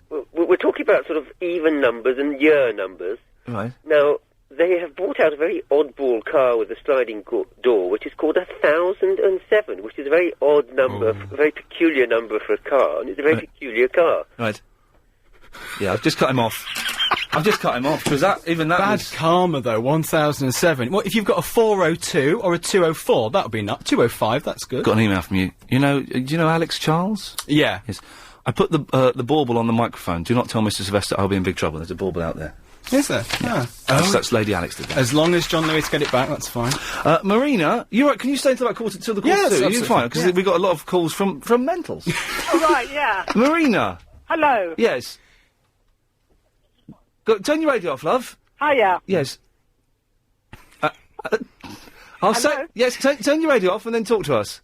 Oh, hi, straight to air. No, I was going to ask, does Sylvester work in LBC? It's Mr. Sylvester. Mr. Sylvester. And do you know, I've seen them around, but I've never seen him do any work. Mr. Sylvester, do you do any work here? I have been known to. Yes. Hi, okay, because I just wanted to know, why are you working at 97.3? Because they're all odd numbers. Yes. I got sacked from Heart 106.2. There we go, you see, full of... Home of the Hits. Is it Home of the Hits? What's their tagline? More music variety. More music variety, yes. Home of the Hits is the other one. Shall I just take... let's just take one of these. Hang on a second. Line 5, what do you think about Mr. Sylvester and odd years and even years? I think that there's some truth in it. Go on. Was that Barry? Yes. Go on then, Barry. Hello. Well, look. 1939, war broke out. Exactly. 1955, I married my Margaret. Oh. Is that a good year or a bad year, Barry, then? Well, it was a good year for her, but not so good for me. No. And not so good for all the ladies who I was trying to beat off with a dirty stick. Yes, with the shovel, yes. 2005. Yes. Margaret leaves me for Pakistani fella from the Building Society. There again. 2005, she come back to me and all, you know. And so that's a semi-round number. Yes, 2005, Okay, Ian says no to Christmas lights. Yes. 2006, Ian to say yes to inviting me to the party. Right, you're not allowed to come to the party. To the party. You're not coming to the party next Friday. Yes. But we've got some of the callers and listeners are coming in next week. But Right, we've reached our quota of old people. Get rid of Yasser, don't bring him, let Barry come in. No, right, that's... Yes, might be a gesture. No, that's from Mrs. Sylvester, who's in charge of Christmas trees, so I'm going to have to cut you off, Barry. No. No, you can't come in. Night. Out of order. Bye. Out of order. Yeah. Out of order. Bloody idiot. Yes, I'm not having that. Don't encourage that. Let's take these last two calls. Oh, Jessica, are you still there? Yeah, I'm still here. I'm just listening and learning. Don't worry. Can you wait? Yeah, no problem. Okay, thank you. Just want to talk about sex. I'm trying to avoid it because it's not... Gary? Hello? Yes, you're on the air. I want to agree about the odd and even numbers. Everyone's agreed with you, man. I I apologise. told you. I apologise. Everyone thought I was a freak when I accidentally said this in passing in the office Yes. about my worry. Yeah. I just saw it written down. It just didn't look pretty. I've written it on my list of things talking about Mr. Sylvester hates odd years, Yes. and it turns out that I'm the weird one. Why do you hate it, Gary? Oh, he's Well, good, isn't he? They're definitely unlucky. The worst one of all is, I think, any number that ends in 1. So 01, 21, 31. 41. Yeah, etc. They're Any by others? far the worst. Don't like 3s and 9s. Oh, yeah. Is this actually going out on the radio? I do hope HR aren't listening. Or HR. Well, Gary, why years ending in 1s? Why they're particularly bad? I've always had bad things happen. I'm sorry to hear that. I had a nasty bike crash in Oh, God, 1981. I'm very sorry. And, well, I recovered. Oh, well, in that case, I'm not that bothered. Okay. I mean, I can't remember all of them now, but I know it's always, anything bad, there's always a 1 on the end. Okay, Gary. You see, Nina would have got to number 1 if she'd had a round number of red balloons. Yes, 100 red balloons. Yes, line 10. Hello. Yeah, you're on the air. Lovely. What are all these geezers on about? Are they mental or something? I think they might be mental or something. You realise it's nonsense, don't you? Yeah, it's nonsense. Total and utter rubbish. There we go. Good lad. Good argument. Good solid argument. Let's take one more call on this, then we'll let you get back to your baubles. Yes, line 1, you're on the air. See, I was saying, you're a day out works. My old man, she's contributed to your show for 18 months now. Right. You want to be your This is party. Dave, this is Dave. Geese turn up. I'll tell you something else. My mum, she's in hospital, and I'll tell you the geese he watches a lonely Christmas. I'll tell you something else. Well, you want to get him to do that because he's a right proper geezer. He's a right lot. Dave. Fun. I'll tell you, Dave. out of order. Dave, you shut up your band. Yeah, wait, listen. It's banned. I'm not having that. Talking of odd.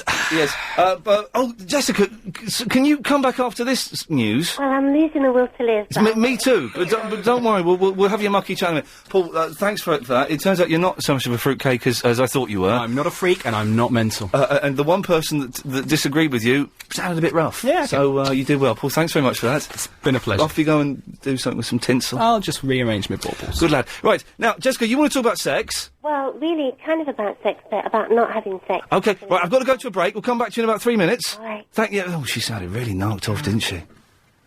Christmas hymn. It turns out maybe I'm the idiot. Maybe I'm the mental one, because most of you agreed with Mr. Sylvester, who's a very nice chap. Took that in very good sport. The fact that we were so... Chris has just done his hair in a ponytail. Chris and I are growing our hair. Hence the Grizzly Adams conversation earlier. And Chris has, for the first time ever, got a little ponytail.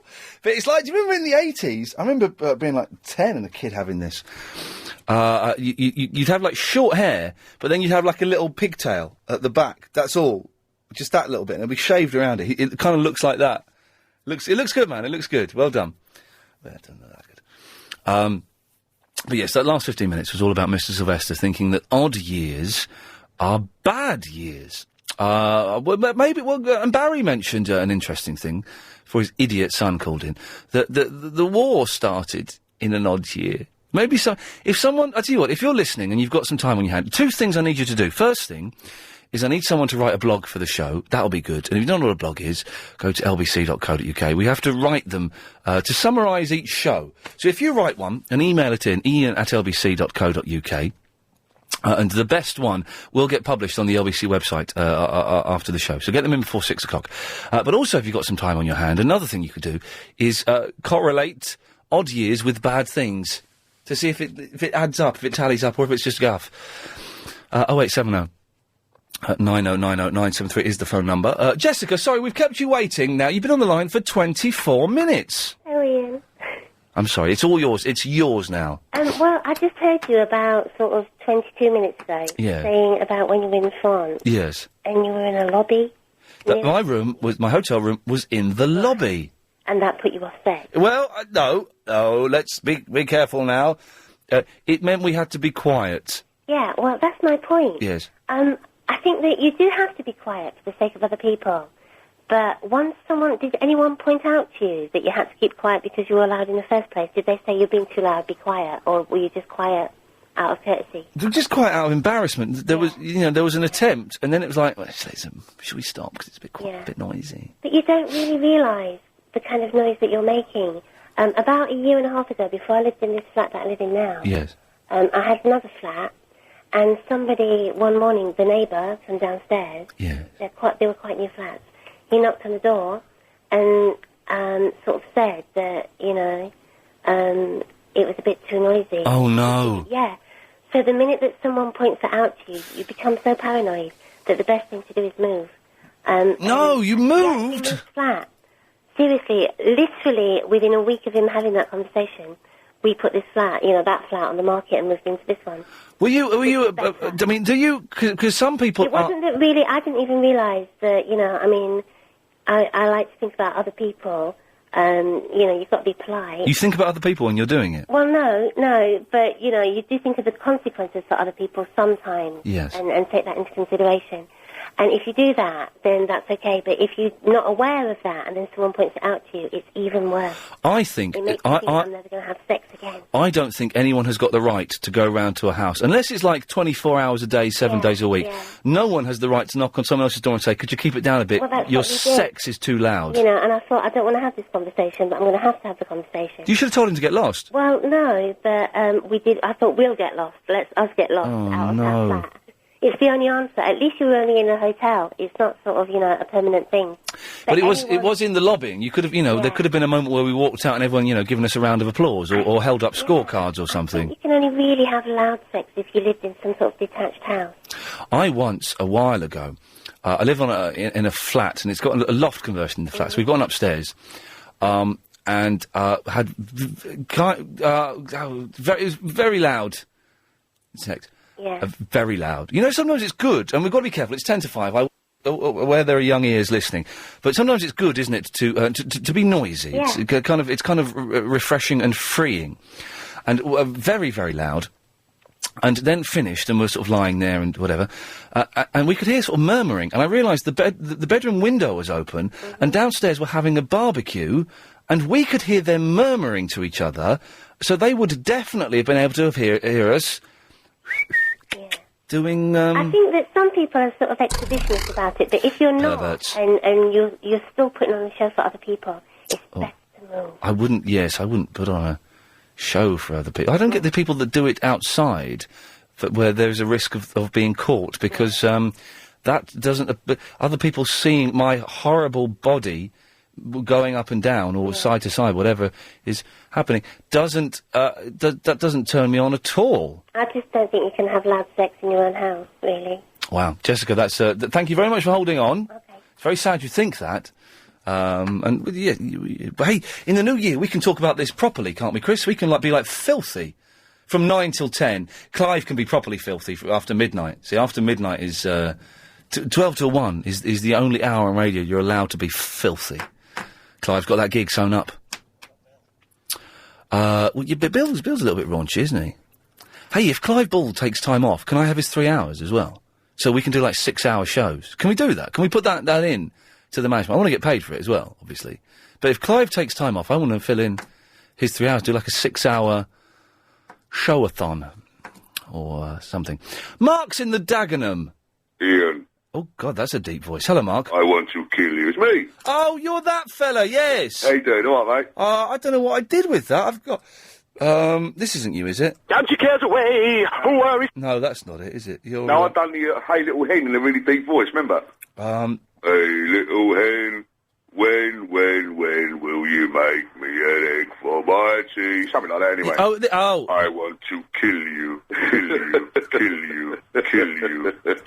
Yes, there we go. That's you. I found it. Very good. Listen, I have trouble in the mornings, right, with looking at the clock. Jeez. And it's always 11:11. Oh, yeah. More often than not, it's 11:11. Now, I was listening years ago, and I can't remember, it just clicked in my mind about something Uri Geller was saying about that figure. Oh, that idiot, yes. Yeah, he was saying about 11. I always have to seem to have a problem with 11:11.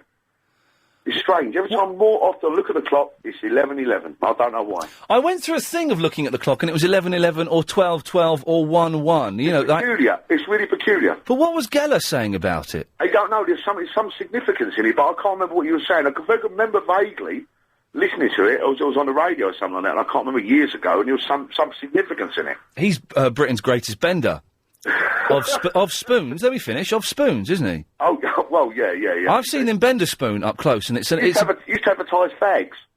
Uri Geller used to advertise fags? He used to advertise fags, yeah. Did he really? He used to sit there and smoke and, all his body in there, because he was a bit of a model, and sit there and advertise fags. I know he used to advertise pants years ago, before he was, He's a very nice fella, Uri Geller. I met him quite a few times. A really nice bloke. Yeah. Very funny bloke. I'm not sure I totally buy into, what he claims to do, but, Go on, something else as well while we're on the subject. Yeah, go on. Talk about the first book, talk about the wars. Now, I'm not really a historian, I don't really know much about the war, but wasn't there something in the beginning of the First World War, what caused it was someone, I think, getting assassinated, if I'm not too sure. It was Franz Ferdinand. Yeah. Yes. But the car, there was something, he was in a car, wasn't it? Right. Now, apparently the registration of that car corresponded to the beginning, the date of the Second World War started. Mark, you've just blown my mind. We'll find out if that's true. Gotta go. Ho, ho! Okay, can we have my Burley down to about halfway down, because I'm going to play some music here, where, here we go. So we're doing the post office music for ages. Literally this very second, an email from the guy whose wife is responsible for the advert that uses this music. There's another version we've got as well. We've got this. Dude, another version attached. Not exactly what they play on the phone line, but better than the last one I sent you. Brilliant. We'll get that on the computer. We'll play it tomorrow. However, My wife has spoken to the composer. He's up for speaking to you on the wireless, so no doubt he can send you what you want. Come on! Yes! This is great! Turn the music up, Gary! Let's rock out! Like the filth we are! Oh, then it comes down a bit there, doesn't it? So I thought it was going to climax there. A bit embarrassing. Right, turn it off. No, I've got a button to do that, haven't I? No, it's gone. Right, OK, well, brilliant. We're going to get a composer on the show. That'll be exciting. I thought we got what we want. No, we haven't. Oh. Right, what we've got, this is the music they play on the phone. Right, which is nice and soft. Yeah. This is the music from the advert. Which Lady Alex has looped. So you can hear, if you listen, you can hear a postman walking. Here we go, you ready? There. Yeah. There's a postman doing something. And then it goes all kind of like proggy, listen. But it's got, you can hear the postman walking along. What we want is this, but in CD quality. Oh, I saw the best oh, God, I haven't got the CD with me. Tomorrow I'm bringing the CD in. I saw, in France, the best band in the world. The best band in the world. Better than your Beatles, Radiohead, Gorillaz. Better than all of those. And they were busking on the Paris Metro. It's like the Underground, but not as good. And they were busking, and they were so good, I bought a CD off them. I actually bought a CD from some buskers. What are they called? Cabaret Slave. Yeah. Are they not French? No, I don't know. No, they're Russian. I think they're Russian. Or Ukrainian. There's something, How much was that? Soviet. 23 euros. It's about 18 quid. It was worth it. I listened to it last night. I got home last night, I put it on, and it's the first time in about a year I've put an album on and listened to it all the way through. It is fantastic. And I won't describe the music. I'll bring the CD in tomorrow. But they were busking on the Underground. And it was so good, I stopped, took some pictures, filmed a little bit on my camera, and the woman came round with the CDs and went, yeah, I'll have one of them. I'll have one of them. I never bought a CD of a busker. Fantastic. We're playing it in tomorrow. The Cabaret Slave are sponsored by LBC 97.3. I've said that now. We've done it. It's out. That better not be my Christmas present. Who's that singing? Is that Gary singing? It's Helen. Oh, is it? It's a little bit off-putting, actually, Helen. So, yeah, carrying it on is a bit awkward. No, it's not your present. Your present has arrived. Oh. You all right, Chris? Yeah, sorry, I just had a bad hand at one door, but never mind. I thought you just dropped one. No. It sounded like you... Well, I rang ages ago. I thought you'd forgotten all about me. No. So I was hoping that you'd hang up, but you didn't. You're still there, so we'll come to you now. No, it was just, Anyway, Lino says at the end of the day, I think she died. That's no help. Not at all. Christmas cleaning. Oh, my God, I can't believe I'm ringing you to say this. What? I've got a month off work. A month? Till Christmas. Well, till New Year. And her daughter is making me clean the flat while she's at work. Good, as it should be. It's very satisfying cleaning the flat. Actually, it is. Yeah. It's good. It's a good feeling, man. Yeah. It's hard work and it's daunting. Once you've done it, mwah! But the fact is, she makes lots of money, so I really shouldn't I? I would love to be a kept man. I would love... I work as well. I work as well, but she just earns a fat load more than I do. Okay, well, that's fine, and that's... Yeah, so... But she's still probably earning... I cleared all the computer, I cleared everything up. You cleared the computer? Untangled all the wires and everything, yes. Cleared all the dust away. Yeah. And I just want to make sure that you and all your listeners do have a bag of frozen peas in the freezer. Okay? Yeah, I've got a bag of frozen peas now, just in case of the banjo. Good man. Yes. Absolutely, yeah. Okay, Chris. Be too careful. Thank you for that. See you then. Bye-bye. If you don't get that reference, tough. If you do get that reference, well done you. Hello, Morel. Hello, Ian. How you doing? I'm all right. I forgot I'd discovered the best band in the world. Tell me, who are they? Cabaret Slave. I can't say any more. I'll bring the CD in tomorrow. Run that past me again? Cabaret Slave. Cabaret Slave. They're Ukrainian. Uh-huh. They were busking. Mm-hmm. There's about 8 of them. Right. Best band in the world, better than the Beatles. I'm bringing the CD in tomorrow. Oh, well, look forward to hearing it. It will blow your mind. What sort of music? Can't say. Oh, you can give us a taste. No. Okay. No, I'm gonna bring it tomorrow, and I'm gonna blow everyone's mind. Right, we'll be standing there with our CD recorders. Good. Can you get CD recorders? I guess you can do, but I don't know if you can record the radio straight onto a CD recorder. I don't quite know how that's... Listen, I'll tell you our phone. Yes. Okay, why is it, I hope I can say this on the radio, the more expensive the car, the bigger the dick. No, you can't say that on the radio. I can't say that on the radio, No. can I? Why is it? You when mean the there bigger the idiot? Yes, Yes, exactly. okay, go on. Why is it the more expensive the car, right, you're not going to believe this, Ian. Yes. Wrong. I think it was a BMW or one of these pathetic cars anyway. He had a DVD player, right, in the front when he was driving, attached to the dashboard, and he was watching it. Mm-hmm. Do you think that's normal? It's illegal. It's illegal, exactly. Can someone please pick him out? I've got his number plate. No, I'm not well, going to give it out. no. But normally you have it in the back for the kids. What was he watching? Right. Oh, I think it was tennis. Tennis? Yeah, I don't know if it's DVD or some sort of computer thing, but it was actually attached. You to can the get. dashboard. I have been in cars Mhm. where the guy has got a Freeview box in his car Oh, maybe it was that. and a TV, and you can watch Freeview. Like, very, very small size, like actually attached to the dashboards itself. Attached to the dashboard, not to the steering wheel, but attached to the dashboard. No, yes. I know. Yeah, yeah. Yes. Yeah, well, this idiot was doing just that, Wow. just about to go onto the motorway, Yeah. in rush hour. Yeah. I thought to myself, where are your brains? Do you know what I mean? Yes, yes. So you're an idiot. Idiots. They're very No. naughty. No, we don't condone that. That's bad. You don't, but why, I mean, why do they think that they're not going to end up crushing and killing someone? Do you fancy a quick one? I'm all right. I don't know, because these people are fools, I guess, Morel, and you should report him to the police. I'll leave that to you, Ian. Lovely speaking to you. Thank you, Morel. Take care. Bye-bye. 0870 9090973 is the phone number if you want to take part. We've had a few blogs in. They've not been very good so far, to be honest. So if you want to get in a decent blog, it doesn't have to be that good to be better than the ones we've had in so far. So if you want to send in a blog and have it published on the LBC website, then email it in to iain@lbc.co.uk. Just kind of a brief description of the show. It can be a few paragraphs, it can be a few sentences, it doesn't really matter. And do you know what? It doesn't even have to be that relevant to what we've spoken about in the show. It can be, we've had a few that I don't think the people that wrote them actually listened to the show. So it can be about pretty much anything you want. But just write it. Get it in before 6 o'clock. That's the only rule, really. Get it in before 6, and I'll choose the best one during Triple M, and it'll be on the LBC website by 7. iain@lbc.co.uk to send in your blogs to the show. Terry is in Mile End.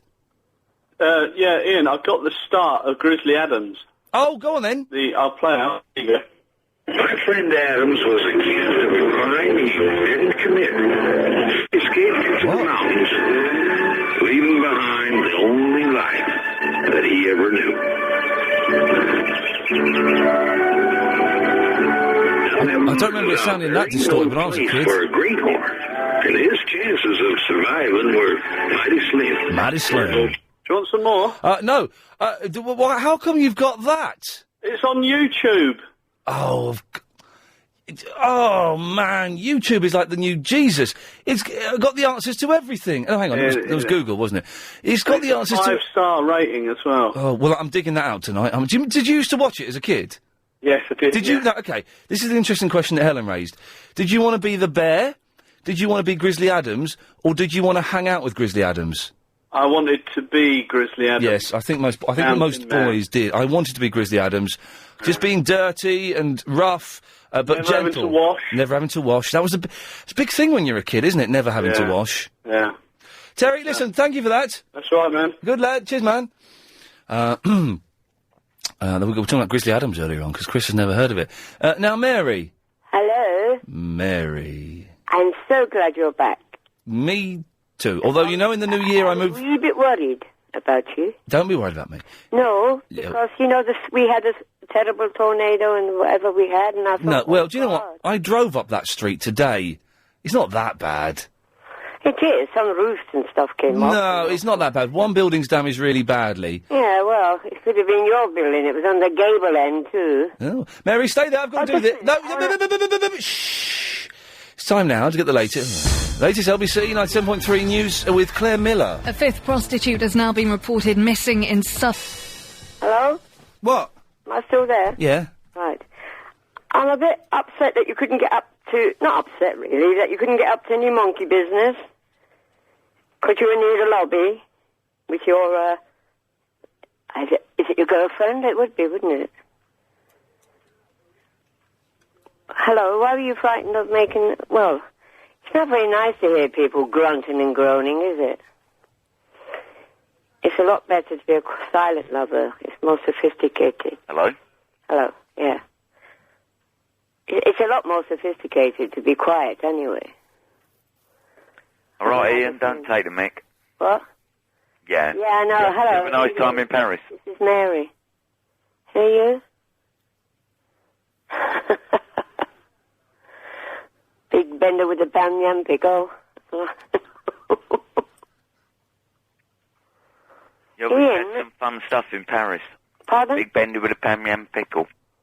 Well, I know, that's your voice, isn't it? Big bender with a Pan Yam pickle. Big bender with a Pan Yam pickle. What's a bender? Oh, yeah, that was that thing in the Wimpy bars. Big bender with a Pan Yam pickle. When you're in the Wimpy bar, you get a bender and a pickle. Big bender with a Pan Yam pickle. Anyway, how did you find Paris? Big bender with a Pan Yam pickle. How did you find Paris? Big bender with a Pan Yam pickle. Did you visit the Louvre? Pan Yam pickle. No, I suppose not. Pickle. Plenty of benders in Paris. Right, stop. Right, calm down. Right, yes, stop this now. Right. Yes, there were lots of wimpy restaurants in Paris, strangely, yes. We did go to there's plenty of benders. Right, okay, right. Well, he's gone. He's gone there.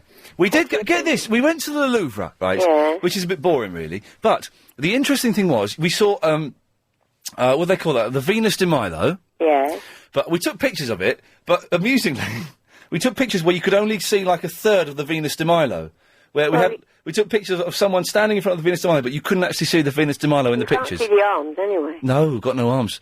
Yeah, and what about the Mona Lisa? When I saw the Mona Lisa, you're not allowed to take pictures of the Mona Lisa. Oh. This is very odd. And if they have security there, and if they see you with a camera, it's tiny. If they see you with a camera, no! They start shouting at you if you've got your camera out. So I took a few, and then there was this Japanese guy got kicked out by security, and then I was with this Indian guy. I've said the wrong thing here, haven't I? With this Indian guy who was filming it, who was making like a sort of bootleg video of the Mona Lisa. And I was with him, and I was saying, what you want to do is you want to get caught filming it because that would make a brilliant video. And he bottled out of it. But yes, saw the Mona Lisa. This is an Indian, Asian man. It was in Paris. Anyway, what do you call him for, Mary? No, to wish you that you're back and that your new slot will be at what time? 7 o'clock till 10 o'clock, Mondays to Fridays. But not till a fortnight, is it? No.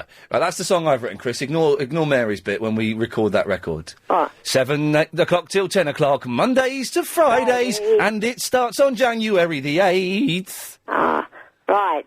But you're still on a Sunday the same time. Still on a Sunday, 10 till 1, that doesn't change at all. Right. But the new slot is 7 o'clock till 10 o'clock, Mondays to Fridays, from January the 8th. So you didn't make any love in Paris at all? No. Oh, what a shame. It was a romantic rendezvous, wasn't it? Yes. Oh, what a shame. Never mind. Well, next time. No.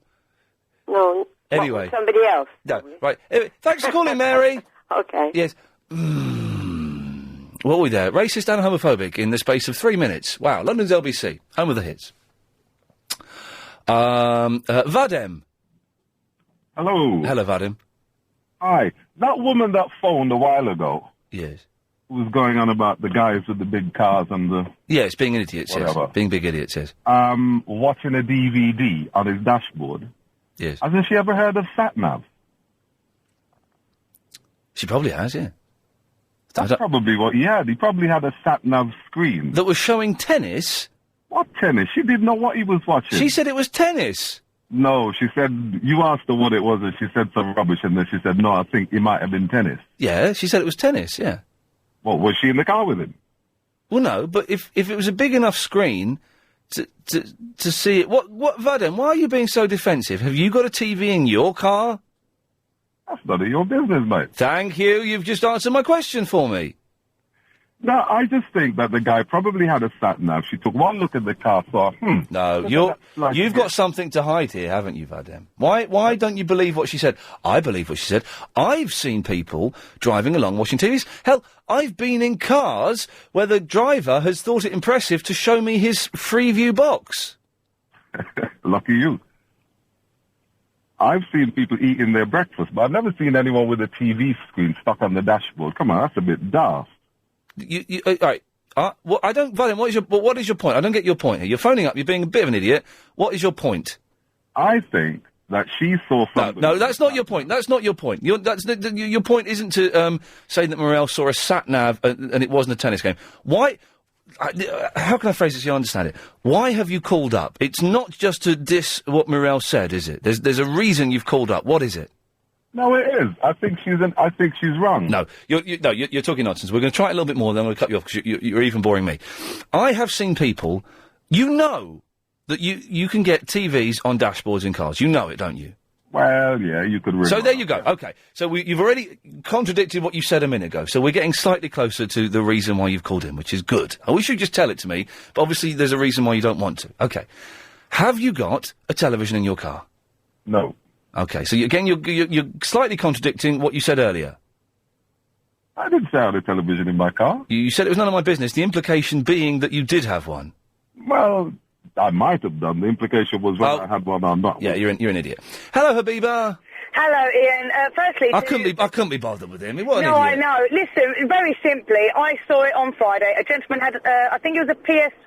It's a little thing. It's a games console, but you have TV on it as well. Oh, I was watching Sliders on the train over to Right. Paris. Well, he had something on, and he was watching it in the traffic jam on the A12 on the way home, and it was a PSP thing. It was in a proper bracket. And it was connected to the car via the cigarette lighter. And you can see through his window, and yes, he did have a nice car. Well. But quite frankly, what people have in their car is their business, and what they drive and how they drive is up to them. Well. You drive a crappy old Peugeot, but you have a sat-nav. Shut up, because watching TV is illegal and is therefore very dangerous. Okay, I'll let you into a little secret. When I'm stuck in this traffic jam, especially on the M25... You're about to confess to breaking a law on the radio. No, I'm not, because the car is actually stationed in the middle of the motorway. On the motorway... Yeah. It doesn't matter whether it's stationary or not. It means you're not concentrating on the road, which means you are contravening the rules. I take Game Boy in the traffic jams, and it's great. Okay, I don't mind seeing the traffic jams. It's illegal. It's illegal, and that's very bad. Yeah, and you shouldn't do it. Ian? Yes, what has got into Habiba today?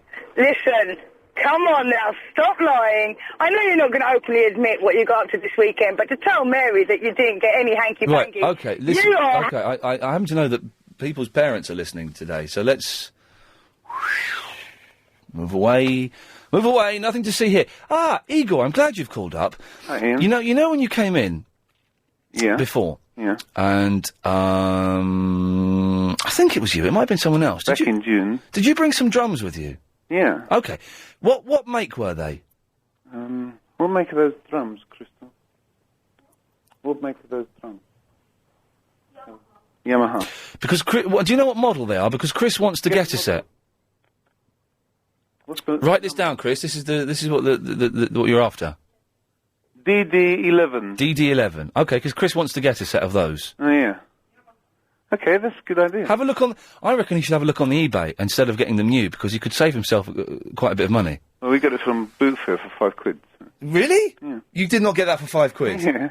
Chris, type in Yamaha DD11. Let's have a little look on the. Oh, he's on the eBay. DD11. There we go. So press search. He doesn't know how to use. Maybe it's £10. I don't know. 31 quid. Yeah. 31 quid, Chris. Get that.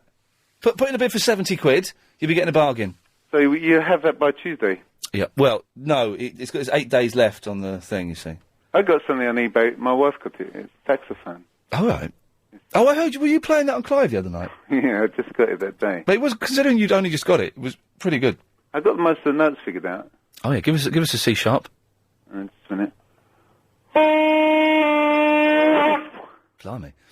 Igor, I've got to take a break. Yeah. Then we'll come back and then we have to go to the news. Do you want to hang around for a bit? Okay. Is that all right? Yeah, sure. Okay, lovely. 0870 9090 973 is the telephone number. We'll speak to Igor again after this. Nick Ferrari. You see, you don't know how much one of these would cost new, would you, Igor? Because it's on the eBay, but the thing is, I've once put a bid on eBay for something, an 8-track digital recorder, and it was such a high bid that I could have bought it new, cheaper. Yeah. Because sometimes you get a bit carried away and a bit excited with it. Drum machine. It's like Argos or something. What? It's really cheap. Drum machine. You looked in Argos, didn't you, Chris? What was wrong with them? They didn't have enough drum pads. Didn't have enough drum pads. Why do you need the same amount? Yeah, why are you copying him? Yeah. My business. Yeah, it's his business.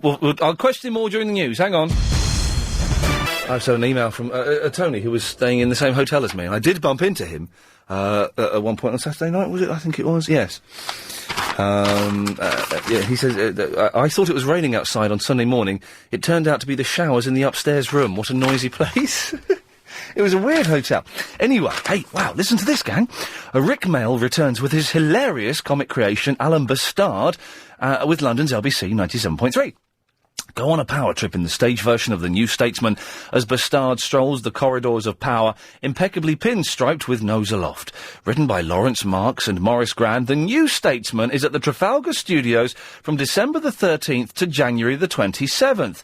For tickets, log on to lbc.co.uk, or you can call the LBC ticket line on 0870 3800 973. 0870 3800 973. Rick Mail's Alan Bastard in The New Statesman at the Trafalgar Studios with London's LBC 97.3. Igor. Hi. Yes. Yeah, Rick Mail used to be quite good. Yes. He's, you see a comic strip? That was good. Yes, some of the comic strip was good. Some of it was a bit rubbish. Yeah. I don't think it stands up. The early ones. Living Next Door to Mr. Jolly, or whatever it was. Peter Cook. Yeah, that was a good one. It's not unusual.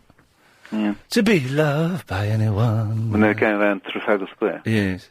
You can't do that. It's Nicholas Bloody Parsons. Yeah, take him out. Take him out. Yeah, yeah, you talk about Grizzly Adams. Oh, yeah. Oh, by the way, I put those Beatles things on from last year on net. What Beatles things? You know, we did, like, Penny Lane. Oh, yeah. Oh, that were IgorMontenegro.co.uk? Yeah, or just Google Igor. Really? And that you come up, do you? Number 5. Hang on a second, let's have a look. I don't believe that for a second. First name. Right, Igor, I-G-O-R, Google. Let's have a look. 1. So, you're not Igor Alexander. No. Igor's homepage. Igor from Montenegro, you're third. Third? I'm third if I just do pages from the UK. Let's see what happens if I just search the web. 1, 2, 3, 4. Yeah, 5 if you search the world. 5 including Russia. Yes. Yeah. And, yes, including Russia. And third if you just do pages from the UK. Yeah. And it's the first thing I tried to sell is this Christmas song. Oh, yeah. But oh, yeah, I've seen the picture of you, yes. Listen, if people go to it, don't expect it to, download, because they have to send it to the email. Oh, okay. Oh, look, there's loads on it now. Look, you've done it all up. It looks good. Yeah. Lady Madonna, Penny Lane. That stuff was good. I just couldn't make it work before. What couldn't you make work? No, it's like when you upload to World Wide Web, you have to do it in the binary. And we didn't know that. Is the message board still up there? Nah. Took that down. Oh, there's so many, weirdos. I couldn't filter it quick enough. Yes, there's a lot of, you get a lot of fruitcakes. Yeah, Pantomine. Should we play the Christmas song? If you like, We haven't played it for a while. Chris, can we play the Christmas song? We've got 2 weeks left. What are they going to do? Sack me? What did we put it under? Oh, blimey. Hang on a minute. Rip-off. No, it's,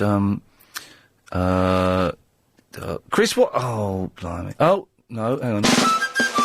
No, that's not it. Chris, what did we put it under? Oh, here it is.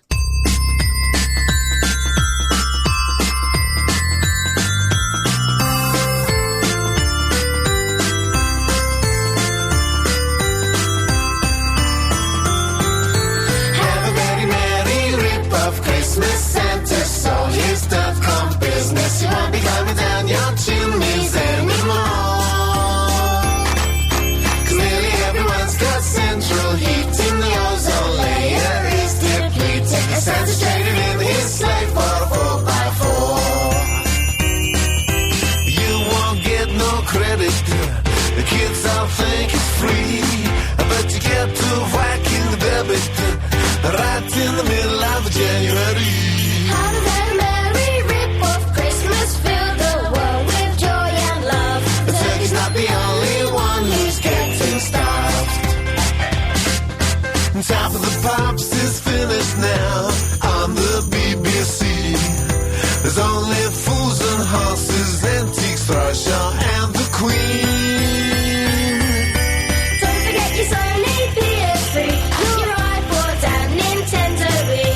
And what about the latest Disney DVD? Why did Jesus come here?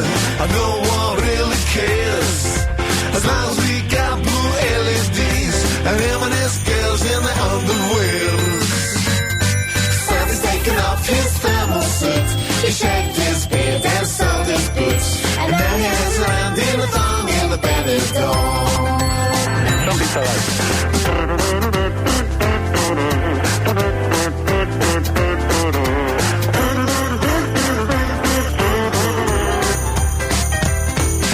The reindeers have been sold for meat, and Santa's on the bill.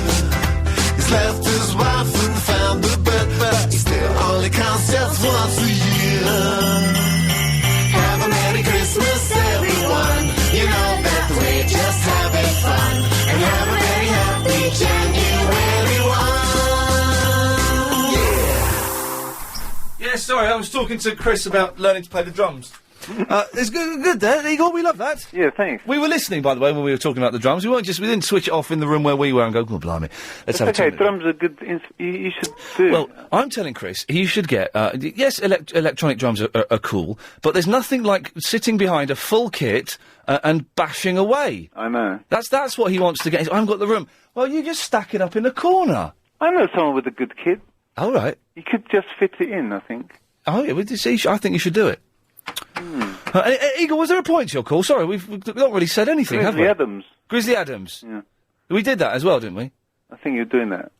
Hang on. He grew, he became the best friend that good song. ever had. And together, Here, we're coming up to it. Maybe there's a world where we won't have to run. Maybe there's a time we'll call our own, living free in harmony, majesty. But he murdered someone. Take me home, take me home. It is John Denver, isn't it? What? Is it John Denver? Take me home, country roads. It's similar, yeah. All right, Igor, listen, thanks for that. Thank you. See you later. Bye-bye. Good lad, we like him. He's coming in next week. I should have confirmed it with him, actually. Well, he's coming in Tuesday, I think, so that'll be fun. Eduardo's coming in Wednesday. Frank Sidebottom's coming in Thursday. Stephen Murdoch's on Monday. And on Friday, we've got a whole heap of freaks coming in, man. It's going to be fantastic. Do you want to do the correspondent update? Oh, blimey, it's 5:41! It's time for the daily 5:38 Daily Correspondent Update. Brought to you every day. Daily. Only 10 more to go. We haven't got any correspondence. Oh, today. you're an absolute pig, you are. Right, just call in now. 0870 9090 973. You go straight to air. You can do a correspondent update. Now. Call in. Now. Only 10 more to go. 0870 9090 973. Call in. Go straight to air. Do a correspondent update. Anyone. Don't have to be a correspondent. Anyone can do it. Right, we got one. Go. Yeah, it's Kelvin from Chertsey. Go. Hello? Yeah, do it. Bottled it. Hello? Yeah, do it. Hello? Bottled it. Buddy. Hello? Oh, blimey. Hello? Hi, my name's Dr. Darko. I'm the UFO correspondent. What? 8 UFOs have been spotted above Elton last night. That's it. That was good. I like that. Yeah, go on. Ian, I'm back from Barcelona. It's Simon.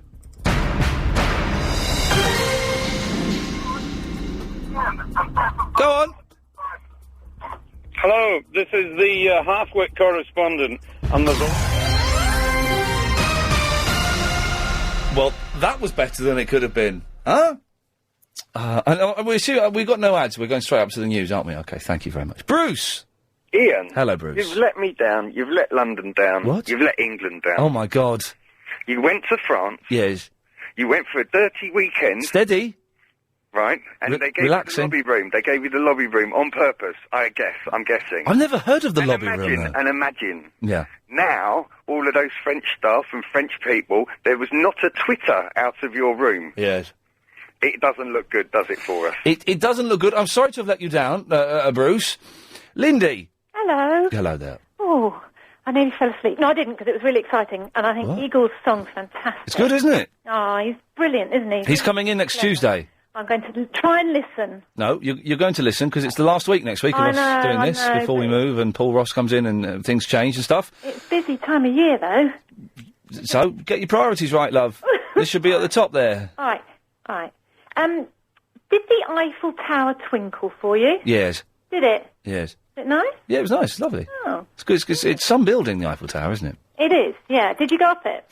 Well, we went a third of the way up it, but it was so windy they'd shut the rest of it down. But it was really exciting because you walk around it, and we walked around one corner, and suddenly we couldn't move because the wind was blowing us so much, and we nearly fell over. It was that was a unique experience, so that was good. Oh, no, the queue was too big when we went to... Well, because we went because it was windy, there was no queue. It was straight up there. Oh, straight through. And I have stayed in a hotel in France just off the lobby. How do they do that? That can't be right, having a lobby room. Yeah, it was really weird, and it was a horrible hotel, actually. Yes. It stank of fags, the room and everything. It was just... Well, we stole a bottle of water from the minibar and didn't tell them, so we win. Okay. Very expensive as well, actually, for what it was. And just one more thing. Yes. Talking about noisy people. Got to be quick. We were sitting in a garden once, and there was a window open of a bedroom, and there were some very noisy things going on, and when they'd finished, we all stood up and gave them a round of applause. Well, there you go, you see. At least they got a round of applause and they didn't get booze. Time now, that's not so late, is it, to get the latest LBC 97.3 news headlines. Here's Claire Miller. Another prostitute has now been reported missing. We've seen that picture, it's very funny. Oh, look, here come some more blogs. Okay, you got 13 minutes, 12 minutes to get your blogs in. Edwina! Hello. Hello, Edwina. How you doing? Yeah, that's good. Can I just say that last night, Nick Abbott had a fantastic show. I heard some of it. So I was watching the Diana thing, then I fell asleep, so I don't know who murdered her. Then I went to bed, and I heard about 15 minutes of his show, and then I fell asleep. Then I woke up and heard some more, and then I fell asleep, and I woke up, and it was Bill Buckley's. All right. And also Bob. But Nick Abbott, by the way, is on Saturday evenings 10 to 1 every day. And he's filling in for me, I think, over Christmas quite a bit, because I'm doing Triple M this week, and then next week shows, and then the 22nd is my last show for 2 weeks. Goodness, you're going to have a nice, good break. I'm going to have a nice, good break. Yeah. And I think Nick's filling in for some, and he's filling in on the Sundays. I think is he filling in? He's filling in for the Christmas week, isn't he, Chris? I haven't found out yet. But Probably. Where was Chris last night? I mean, Bob did fantastically well, but where was Chris? Well, that's a good question. I've been meaning to ask him. I'll ask him now. Chris, where were you last night? I was in the cinema last night. Oh, watching what?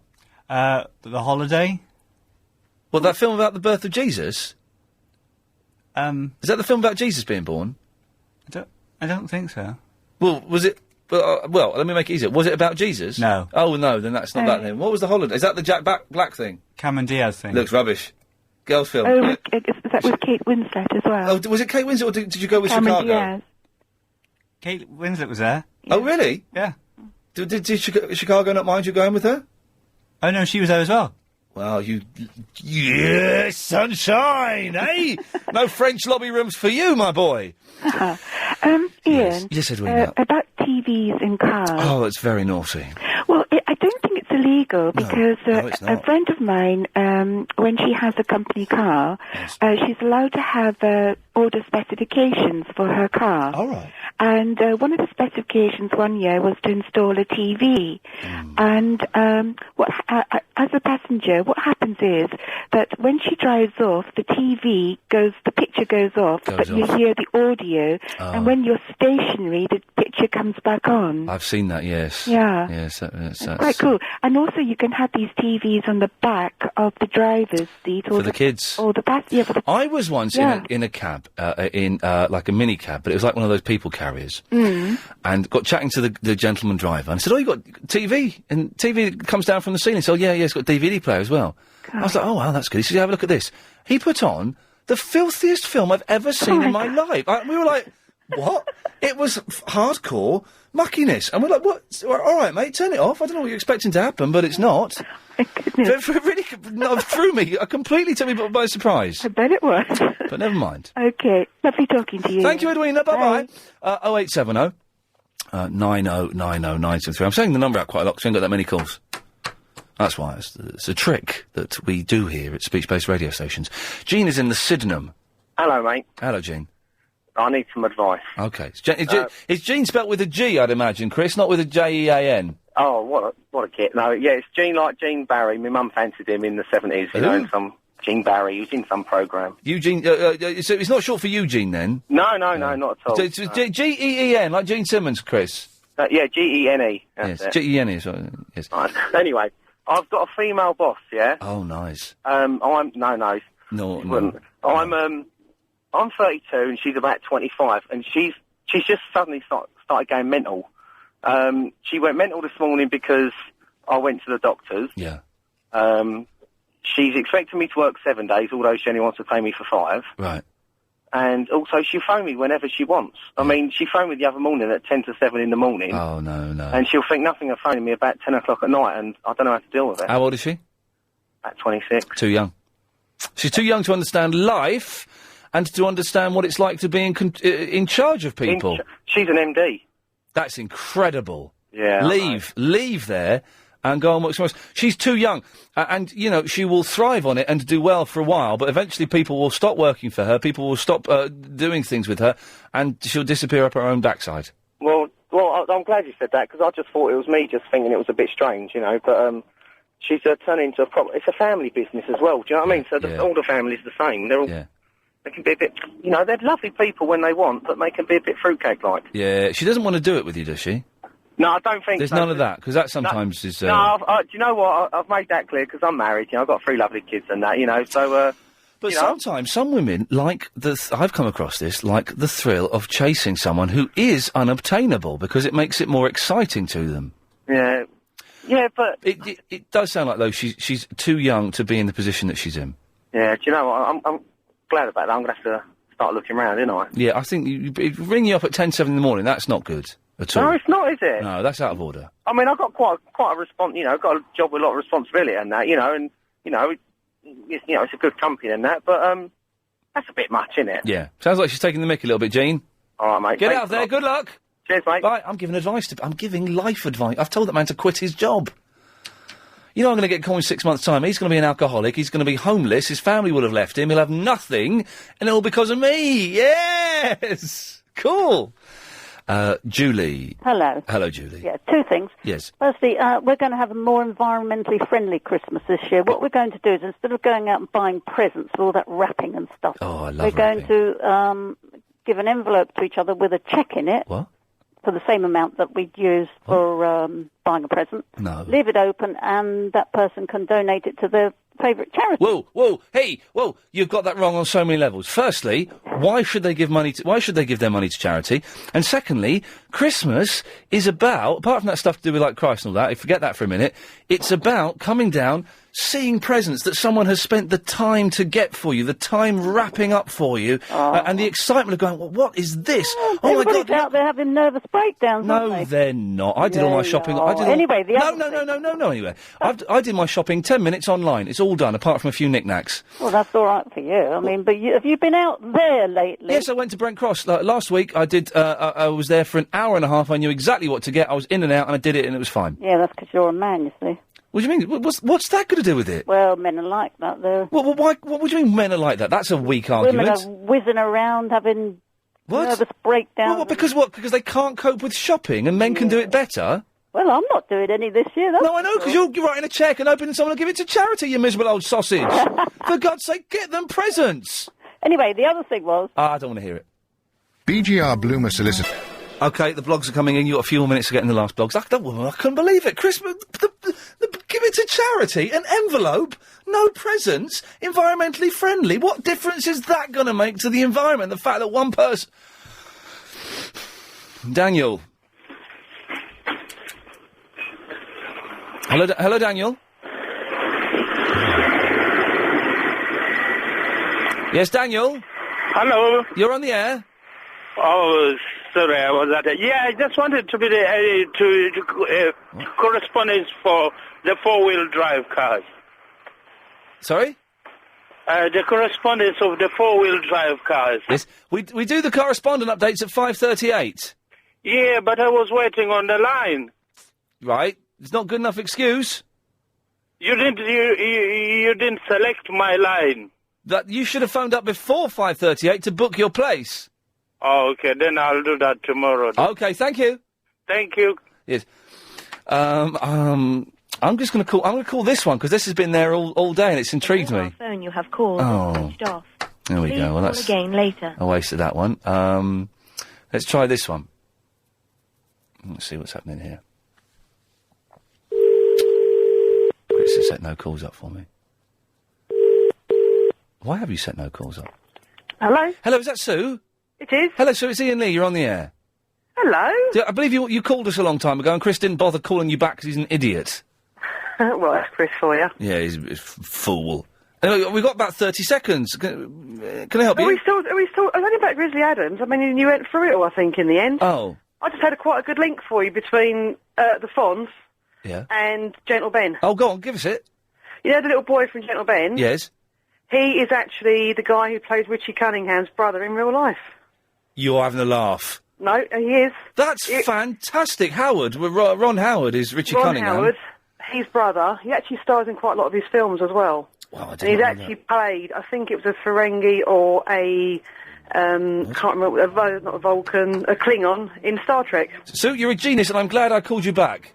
I'm glad I helped. Thank you very much. Bye-bye. Okay, bye. What a nice lady. You should call her back more often, Chris. I like her. OK, if you missed the show today, it sounded a lot like this. No, we can't use this. No, this is horrible. I always used to speak in a very soft, like, imbecilic voice. Like, Charles. 9.5. This show's like Google for me. I just ask a question and the answer comes back straight away. You can have that. Give that to O'Brien. 9.5. Yeah, laughing gas. Yeah, I can kill you. Well, because I saw in an episode of Diagnosis Murder. And my producer, Adrian Crisp, says, "Oh, it's just a kid's cold.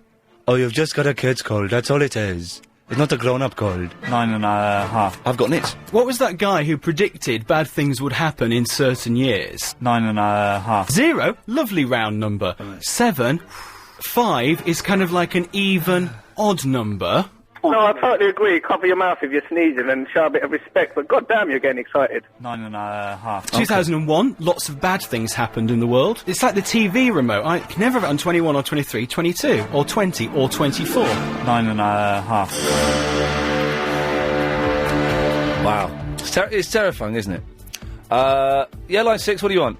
Hi Ian, it's Mavis. Hello, Mavis. Just to say whether to get Wii or Xbox for Christmas. Well, I've not played on the Wii yet. I'm going to have a session tonight. Yeah? But what game? Xbox is brilliant. You can't go wrong with the Xbox. Okay then, cheers Ian. Thanks, Mavis, bye. OK, 0870 9090 973. For the next 30 minutes of the show, your calls go straight to air. While the news is on, I'm going to choose the blog. We've had quite a few blogs in. Thank you for that. And I will forward it to Chris and he'll put it on the website. OK, I've finished talking now. Thank you.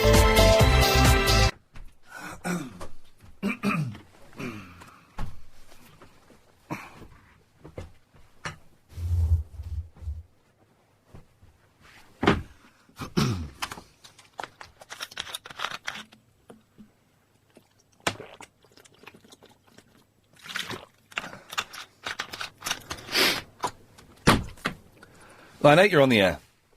LBC, top 20 share check.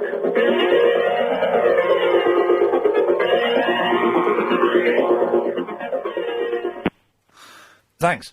Line 6, you're on the wireless. Hello? Hello, you're on the wireless. I would like to say, Yes. how's your kitten? I haven't got... Right, OK. I haven't got a kitten. Clive Buller's got the kitten. Called Gremlin. No, don't worry.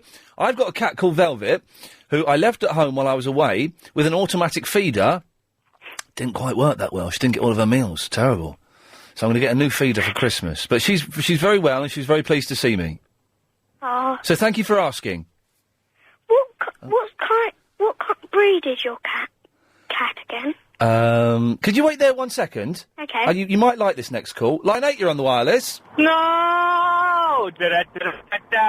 My old man said fall out of bed and don't dilly-dally on the way, have a banana. Did you like that call? Yes. My cat is just your standard Moggy. Big black cat, fat, scratches the walls, clumsy, and stupid. Have you got a cat? I have 2. What have you got? I have a kitten called Merlin. Merlin. And I have a 3-year-old cat called Clarissa. Hey, Clarissa's a good name. My mum chose it. Oh, and what do you know what make they are? British short hair. Oh, okay, very nice. And are they well behaved? Because Merlin's a new cat, Clarissa hisses and spits at. Oh no! How do you get over that? Because it's always tough. Because I was thinking of getting a new cat, but I'm worried that if I did bring a new cat, then Velvet, my old cat now, would fight, and it would just be nasty. Well, they do get used to each other. They do they? Yeah. Okay. Hey, listen, I've got to take some more calls. Thanks for calling in. Okay. Bye-bye. Bye. There we go. The best call of the day. Without a shadow of a doubt. Line 2, you're on the wireless. Ian, this is for everyone.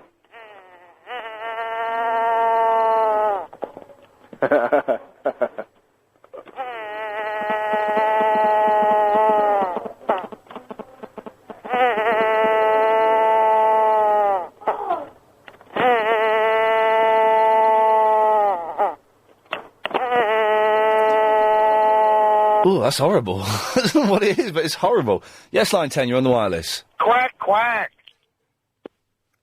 Okay. Line 3, you're on the wireless. Hello there, it's Sharon from the Highlands who's back in. Oh, it's Marquis Sharon, yes. Hello. Hello. Well, I must say, I watched the show 3 times, Frank Sidebottom. Oh, yes. He was definitely not happy, was he? This is, I don't know if anyone else saw this. This is on Channel M. They showed it over the weekend, Channel 203. Me as a guest on Frank Sidebottom. I watched it last night. He gets really mardy. They've cut out a lot of his arguing.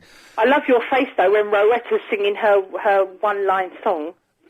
Without you. It was really hard to write, wasn't it? She was very nice, but he did get angry, didn't he? Yeah, he wasn't right, and it was like a child having a tantrum. It was exactly like a child having a tantrum. Well, he's in next Thursday.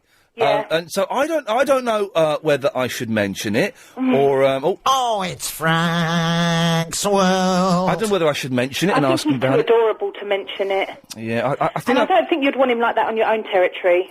Well, the thing is, I think here in London, in my studio with Helen here and with Chris here, I think he'd bottle it a little bit. Yeah, I think so. And it would be quite easy for me to intimidate him because it was. Yeah. He did go off on one. And I'm just sat there going, slipped. What? What is happening? His arms folded. As soon as his arms folded, that was it. His body language completely changed. Yeah. Also, sorry to Yes. bug you, Go on. I'm still waiting for Chris to ring me back about my prize for Friday that I lost. What was this John Holmes' show? Yeah. Well, you got to sort it out with Holmes. Don't do it with me. Line 2, you're on the wireless. Hello, Ed. Hello, Graham. How are you? I'm fine, Graham. You all right? Listen to the show all the way today, Ed. Oh, did you enjoy it? Cracking show, Ed. Okay. Well, thanks, Graham. I'm glad you enjoyed it. The cats, Ed. The fight. This is Graham. The real Graham. This is Graham. No. Who is this? Graham. I'm Graham.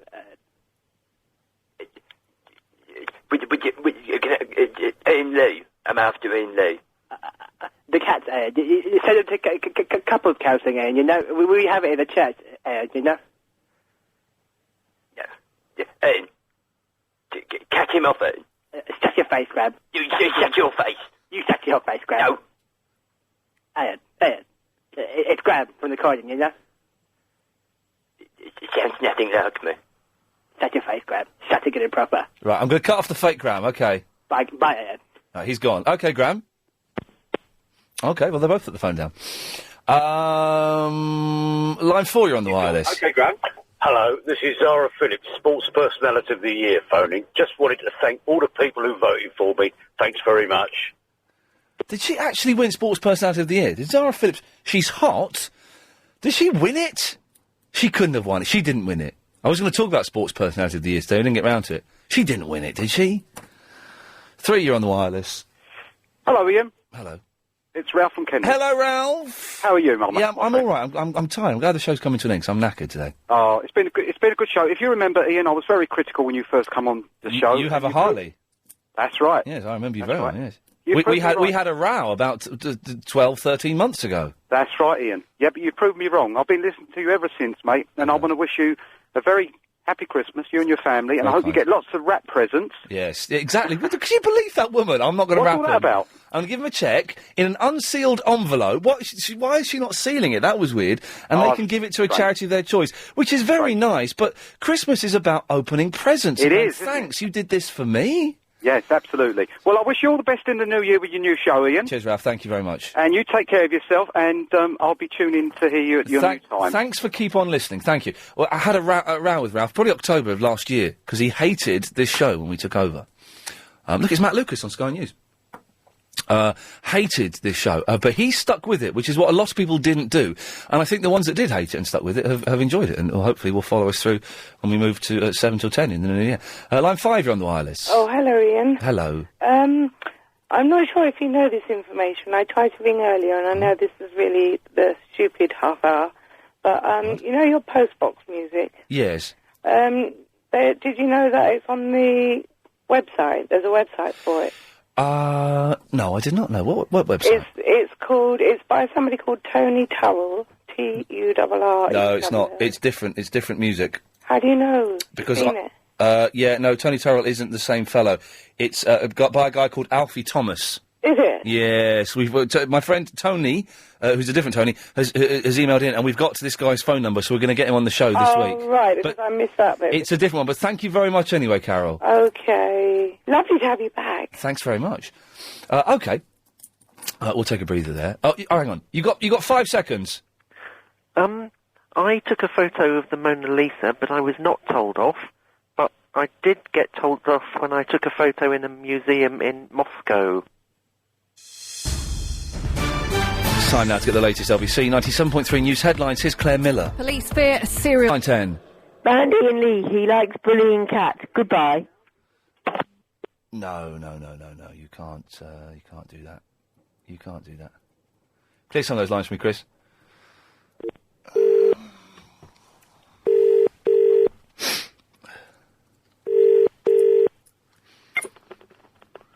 Hello? Hello, it's Ian Lee. You're on the air. Pardon? It's Ian Lee. You're on the air. You can't do that. Oh, I don't, no, I haven't called. Yes, you have. It's your number, and your number's stayed on the screen. Oh, right. And you've done this before. What number? I don't know. I haven't phoned. No. Okay. I know you're putting on an Irish accent. That's very offensive. You're very naughty. Don't phone up and make rude comments about me and then hang up, okay? Pardon? There we go. Line 4, you're on the wireless. Hello? It comes up on the screen. The last number comes up on the screen, for God's sakes. Hello, line 4. Hi, how you doing?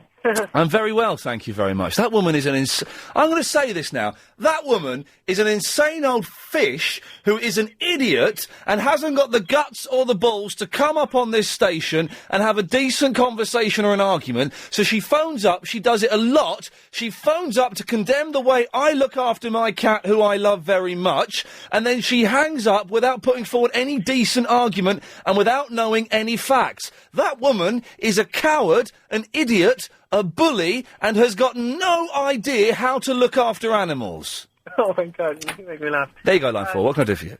Ian, I just wanted to know, did you watch Lost yesterday? Which episode was it? 5 or 6? I can't remember. It's the one where the echo dies. Oh yes, yes, very good. It was very sad. Very sad. Do you still watch them in advance, or do you actually? I've seen them all. I've seen up to 6, and we do the podcasts that you can get on iTunes for it. Yes, I haven't actually managed to get through that yet. Oh, you should do that. They're good. But the thing is, I don't know anything that happens. Okay, but I've interviewed Echo. All right. And he seemed to imply that he might be coming back. So I think we might see. This is my theory entirely. This isn't any way a spoiler or something that I know. I think he's going to come back as a ghost. Oh my God! Because I really liked the Echo character. I was like, oh my God, I did not expect that. Have you heard his real voice? The actor, No, I haven't. Adewale. No. He talks like that. He comes from East London. And he talks like that. No. Incredible. Way. It blew my mind. All right, geez, how's it going? Send my love to London. He talks like that, which is amazing. Yeah, wow. Yeah, he's good. But Sky are showing some programmes about Lost next week, I think, next Monday, so that might be worth having a look. Oh, all right, cool. Are you going to be on it? Yes. Line 5, you're on the wireless. Oh. Oh, no, I haven't called. I've not called you. I'm a new vegetarian, and I was just wondering, can I still eat wafer thin ham? If it's wafer thin, yes, you can. Oh, I've not called you before. I've not called you. No, you've got wrong number. I've not called you. Yes, line 6. They're not talking about lost correspondent to tell you something. He can tell you that Mr. Echo comes back in season 7 as a zombie. Right, okay, that's not helpful to anyone. Yes, line 3. Hi, I'd like to know, how come you didn't switch hotel rooms or hotels? Oh, do you know, I couldn't be bothered with the hassle. I wasn't going to switch hotels because I wouldn't have got my money back. Right. And I just couldn't be bothered to switch hotel And rooms. but they didn't have any other rooms? They didn't on the night that we checked in. There would have been one the next night, but it's just, I couldn't be bothered, really. Oh, that's disappointing. This is Mucky Sarah, by the way. Yeah, hello, Mucky Sarah, yes. All right, well, I was just curious about that. Chris had a rummage around in your box earlier on. Oh, did he? Yes. Oh, my God. Yes. I didn't. But Chris... Did he find anything interesting? I don't know. Chris, did you find anything interesting in Mucky Sarah's box? Yeah. Okay, fine. We'll leave it there, I think. All right. Thank you for that, Mucky Sarah. Good work. Moving on. Line 8, you're on the wireless. Hello. Hello, line 8. I'm Anna. Anna? Yeah. Hey, Anna, how's it going? Good. I'm going to a Status Quo concert on Saturday. No, really? Yeah. Do you want to go, or is your dad making you go? No, I want to go. Wow, what's your favourite Status Quo song? Rockin' All Over the World. It's a good song, isn't it? I sang it for you. You did a while ago. Yeah. Do you know who wrote that song? Yeah. Who wrote it? I can't remember. I think it was a guy called John Fogerty, but I could be wrong. I could be wrong. Oh, so what date is the concert? Do you know? Saturday the 16th. Of December? December. You're going to have a brilliant time. Yeah. Hey, listen, can you give me a call next week and let me know how much you enjoy it? Yeah, and we got VIP tickets as well. Blimey, well, that's that. You're going to have a great night. Well, listen, enjoy yourself. Okay, thank you. Don't drink too much. And let me know how you get on next week. Yeah. Thanks a lot. Okay. Bye-bye. Wow, she's going to have fun. Line 7, you're on the wireless. Hey, it's Graham. Oh, hello, Graham. You're back. Is this Graham or the Graham impersonator? This is the real Graham. Can you prove it? Graham from Croydon. It speaks volumes. Okay, yes. You seem to be full of bitterness, so that's it's probably. I'm easy. not in. Most of the point, not at all. Okay, right. Classic weekend for Graham. Okay, well, what does that mean? Drowning puppies? I've been cleared. Oh, you know I was in trouble. Yes. With the little child from Halloween. Right. Yes. I'm cleared. Good. Well done. Well done. Right. You know, it came down to it. Proper courtroom drama. Right, I'm going to cut you off. But yes. I don't know what's going on there. Line 9, you're on the wireless. What's up, Ian? Nothing. Hey, man, what's up with you? Huh? Yeah. That was me trying to be hip and instead sound like a fat old man, as I am. What can I do for you? You know Nintendo Wii? Yes. What games are you getting for it? Oh, at the moment, all I've got is Zelda. I've asked my mum. How old are you? How old are you? 11. Okay. I've asked Father Christmas for Red Steel. Ha ha. All right. I've asked my mum for Red Steel, and hopefully she's going to get me that. And that's it at the moment. I don't know what other games are worth getting. I've heard that Zelda's so good that they can't make it any better, but in one way, they need to add voices. Oh, there's no voices on it? No, everything's good about it, except they need to add voices. Well, that's stupid then. They do that on Zelda games. They don't have voices, which is annoying. But I'm going to have a go. I'm setting it up tonight. I get home at 9:30 tonight. I'm setting it up. I'm going online. I'm going to download some games, and I'm going to play Zelda. Speaking of online, have you ever heard of RuneScape? Yes, I have. And I played it. I didn't like it. How could you not like RuneScape? I found it too slow and tedious. I like games where you run around with guns shooting people. Oh, you have swords and kill people. I don't like, swords and magic. I have an account on it. Well, I hope, good luck for you. Okay, gotta go, thank you. Good luck for you, what does that mean? Line 9, you're on the wireless. Hello, Ian, it's Sarah in the Greenwich, who was in Seven Oaks, but isn't now. Oh, well, you can talk freely, because Helen's next door. Hello, Helen. She's next door, she can't hear us. Okay. Nice. Hi, how are you? I'm fine, how are you? You know what, I'm okay. I've just finished my essay, and you really helped me. I helped you? Yeah, just, having you, in the background talking and... Oh, that's good. Oh, no, it's not. It's. I thought it was Anne. It's not Anne. So it's all right. Sorry, I thought you were Anne for a second, Sarah. Anne? Yes. Anne? Yes, exactly. Well, I'm glad to have helped. That's okay, and there was one more thing. Yes. I've got a new job. Right. Right. Only part-time, obviously, because I'm a student. Yes. And, you know, I did a bit of work experience on a show you did. Oh, yes. I just want to say, I think that really held it. Does that make sense? They asked me what it was about, and I want to say 2 thank yous. Yay. Hey, well, I'm glad to... hey, Chris, I've actually helped someone, which is the first time ever. You have your uses, don't you, Ian? Apparently so, so I'm glad that things are going well. Thank you, darling. Thanks a lot, bye-bye. That's right, man, I can help people in it, because I'm wicked. Line 10, you're on the wireless. Hello. Hello. Ooh, we're getting all the... Hello. Hi. Yes. Have you broken up for Christmas holidays or something? No, because we're breaking up in, 2 weeks or something. 2 weeks? It's Christmas in 2 weeks. No, wait. No, a week and 3 days. Oh, okay, that's still not far off. How long do you get off for Christmas? About 2 weeks. Yeah, I've got 2 weeks off for Christmas as well, which is cool. That's good. Yeah. I wanted to talk to you about MySpace. Okay. Yes, I added you on it. MySpace.com/The Real Ian Lee. I'm going to have 4,000 friends very soon. Wow, I have 160 something. It's good, it's fun, MySpace. It's full of, weirdos and freaks, but you've got to be careful, but it's, I know, it's fun. random people keep on adding me. It's just Yes, they do. A little bit odd. Yes. But do you remember my thing? It was Princess Shanty. I don't remember, but, to be honest. If I'm going to be Do you have completely a computer near me? Near you? No, I don't. And do you know what? I've got to go, but thank you. It's probably time to end the show. Clive Bull is on at 8 till midnight. Big quiz with Gary King on at 7. Nightly news coming up next. I shall see you tomorrow at 3, ladies and gentlemen. Thank you. This show is completely if Ian Lee